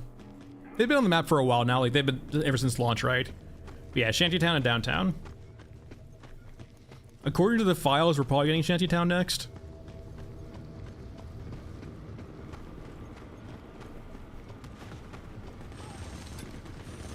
All right, let's free a civilian real quick.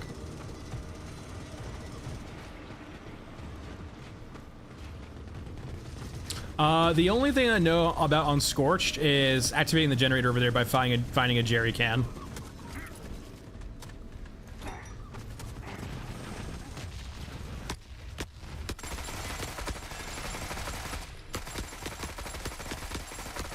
All right, we're good. Hey Mel, how's it going?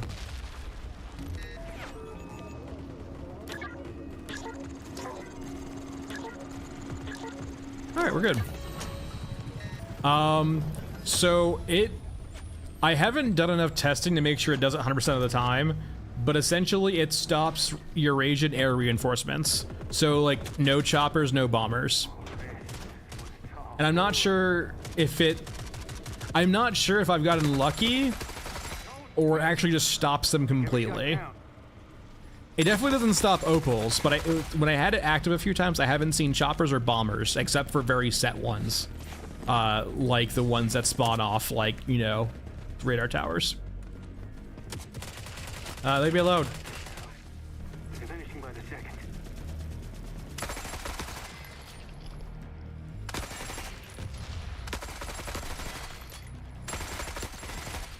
Alright, I need to find a jerry can.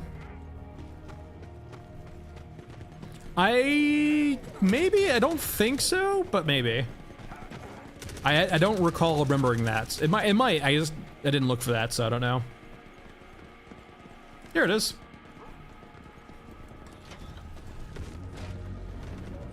I've heard that this is buggy when you bring it out of raid. Like it's hard to bring it back into raid, so you probably want to use it when you actually like get one, right? Eric, I will. I have no plans on stopping. They're going to slow down in like a month or two, like or rather, they've already slowed down for multiple reasons. But like, yeah, I'll keep doing them, and it might not be a normal cadence, but I'll keep doing them. It's the plus and downsides of not having YouTube be your full-time job is that the availability of time waxes and wanes. I turned you on, right? You're red? Yeah, you're red. That is true too. Like, I mean, well, I can always find things, Blood Panda. The joys of creative writing.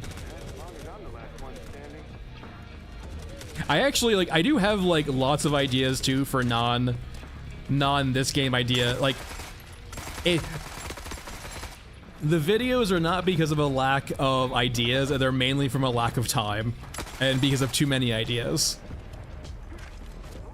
Because I have other ideas for other videos too, right? It's just that, like, time.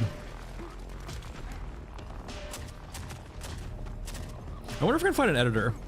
I haven't tried looking for an editor yet, but maybe it's time to start looking for an editor. What happens next?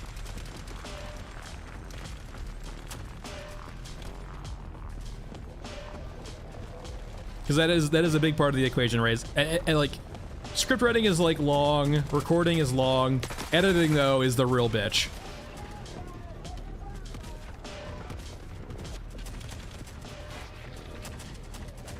Everyone for themselves.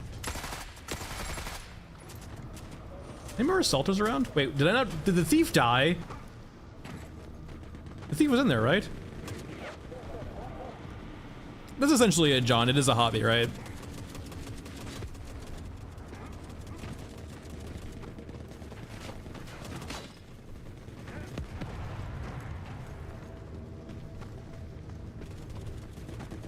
As long as I'm the last one standing. It wouldn't... The video ideas I have are mainly leaning toward more essay types that are more conceptual, right? They're not really about a certain game. I will use certain games as examples, but like they're much more like multifaceted than this particular game. But thanks, I appreciate it, Lava.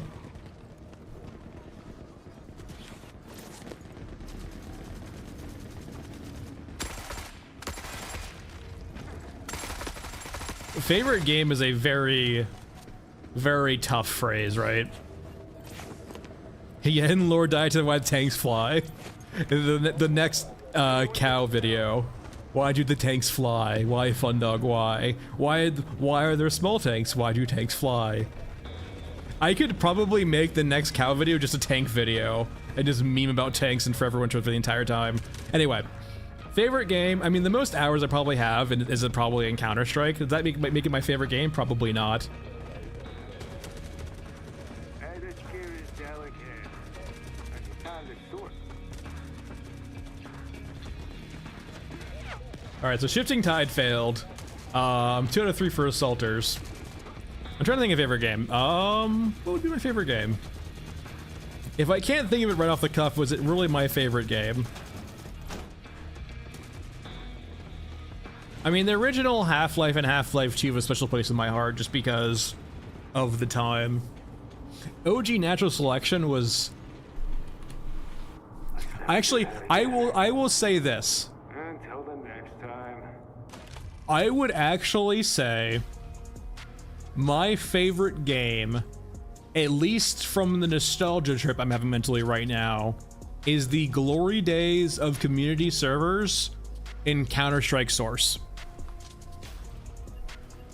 Between KZ, between Surf, between Glassbreak, between like RP servers, like the huge community time of like the late 2000s, early 2010s with Counter-Strike Source and all the community servers and mods, and like Natural Selection and all that, like Trouble in Terrorist Town, like, yeah, the late 2000s, early 2010s of not just specifically Counter-Strike, but just Source in general, and all of the community servers and customization of that era, right? It was really like a golden time in regards to like the internet. And I remember too, like Counter-Strike, or not Counter-Strike, Call of Duty Modern Warfare, right?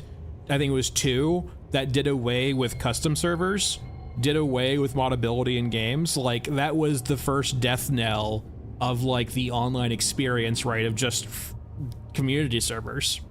Ever since then, it's been just like less and less games have had community server support.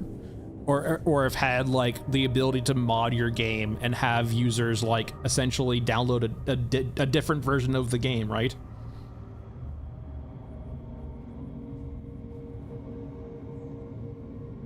Yeah, like it is. No other game has offered you the ability to like really play, and in a way, while I am not a Roblox kid, I can, like, in a way, Roblox is kind of playing to that identity. Granted, naturally it's run by a corporation who monetizes the fuck out of it to the child's chagrin and the parent's chagrin, but like Roblox kind of plays in a way to that kind of idea, right? That heyday of like original source, of like just having a platform to run thousands of different games off of. They're easily customizable, right? Like Roblox in a way has like ripped off that original concept of like community servers and monetized it. Anyway, yeah, like Roblox in itself, Roblox is predatory as fuck. Like they are essentially monetizing children, which I mean it's endemic right everywhere, but like, and it's just bad. I don't have a good sentiment about Roblox, but just I can see the parallels between Source and like that kind of era of like custom servers and Roblox and the experience they provide for users. Except that, you know, one was a bunch of small things and one's one predatory company. But I digress. That's it for today, everyone. Thanks for watching. I'll be back on Wednesday. Maybe I'll start working on a new video. We'll see. Other than that, take it easy. Bye, everyone. Good time. And I'll see you later. Bye, everyone. Oh, don't forget, Discord server and Twitch chat if you need it. You can probably just do it anytime, but go over to Twitch, just do the Discord command. You'll see the Discord. Anyway, bye all.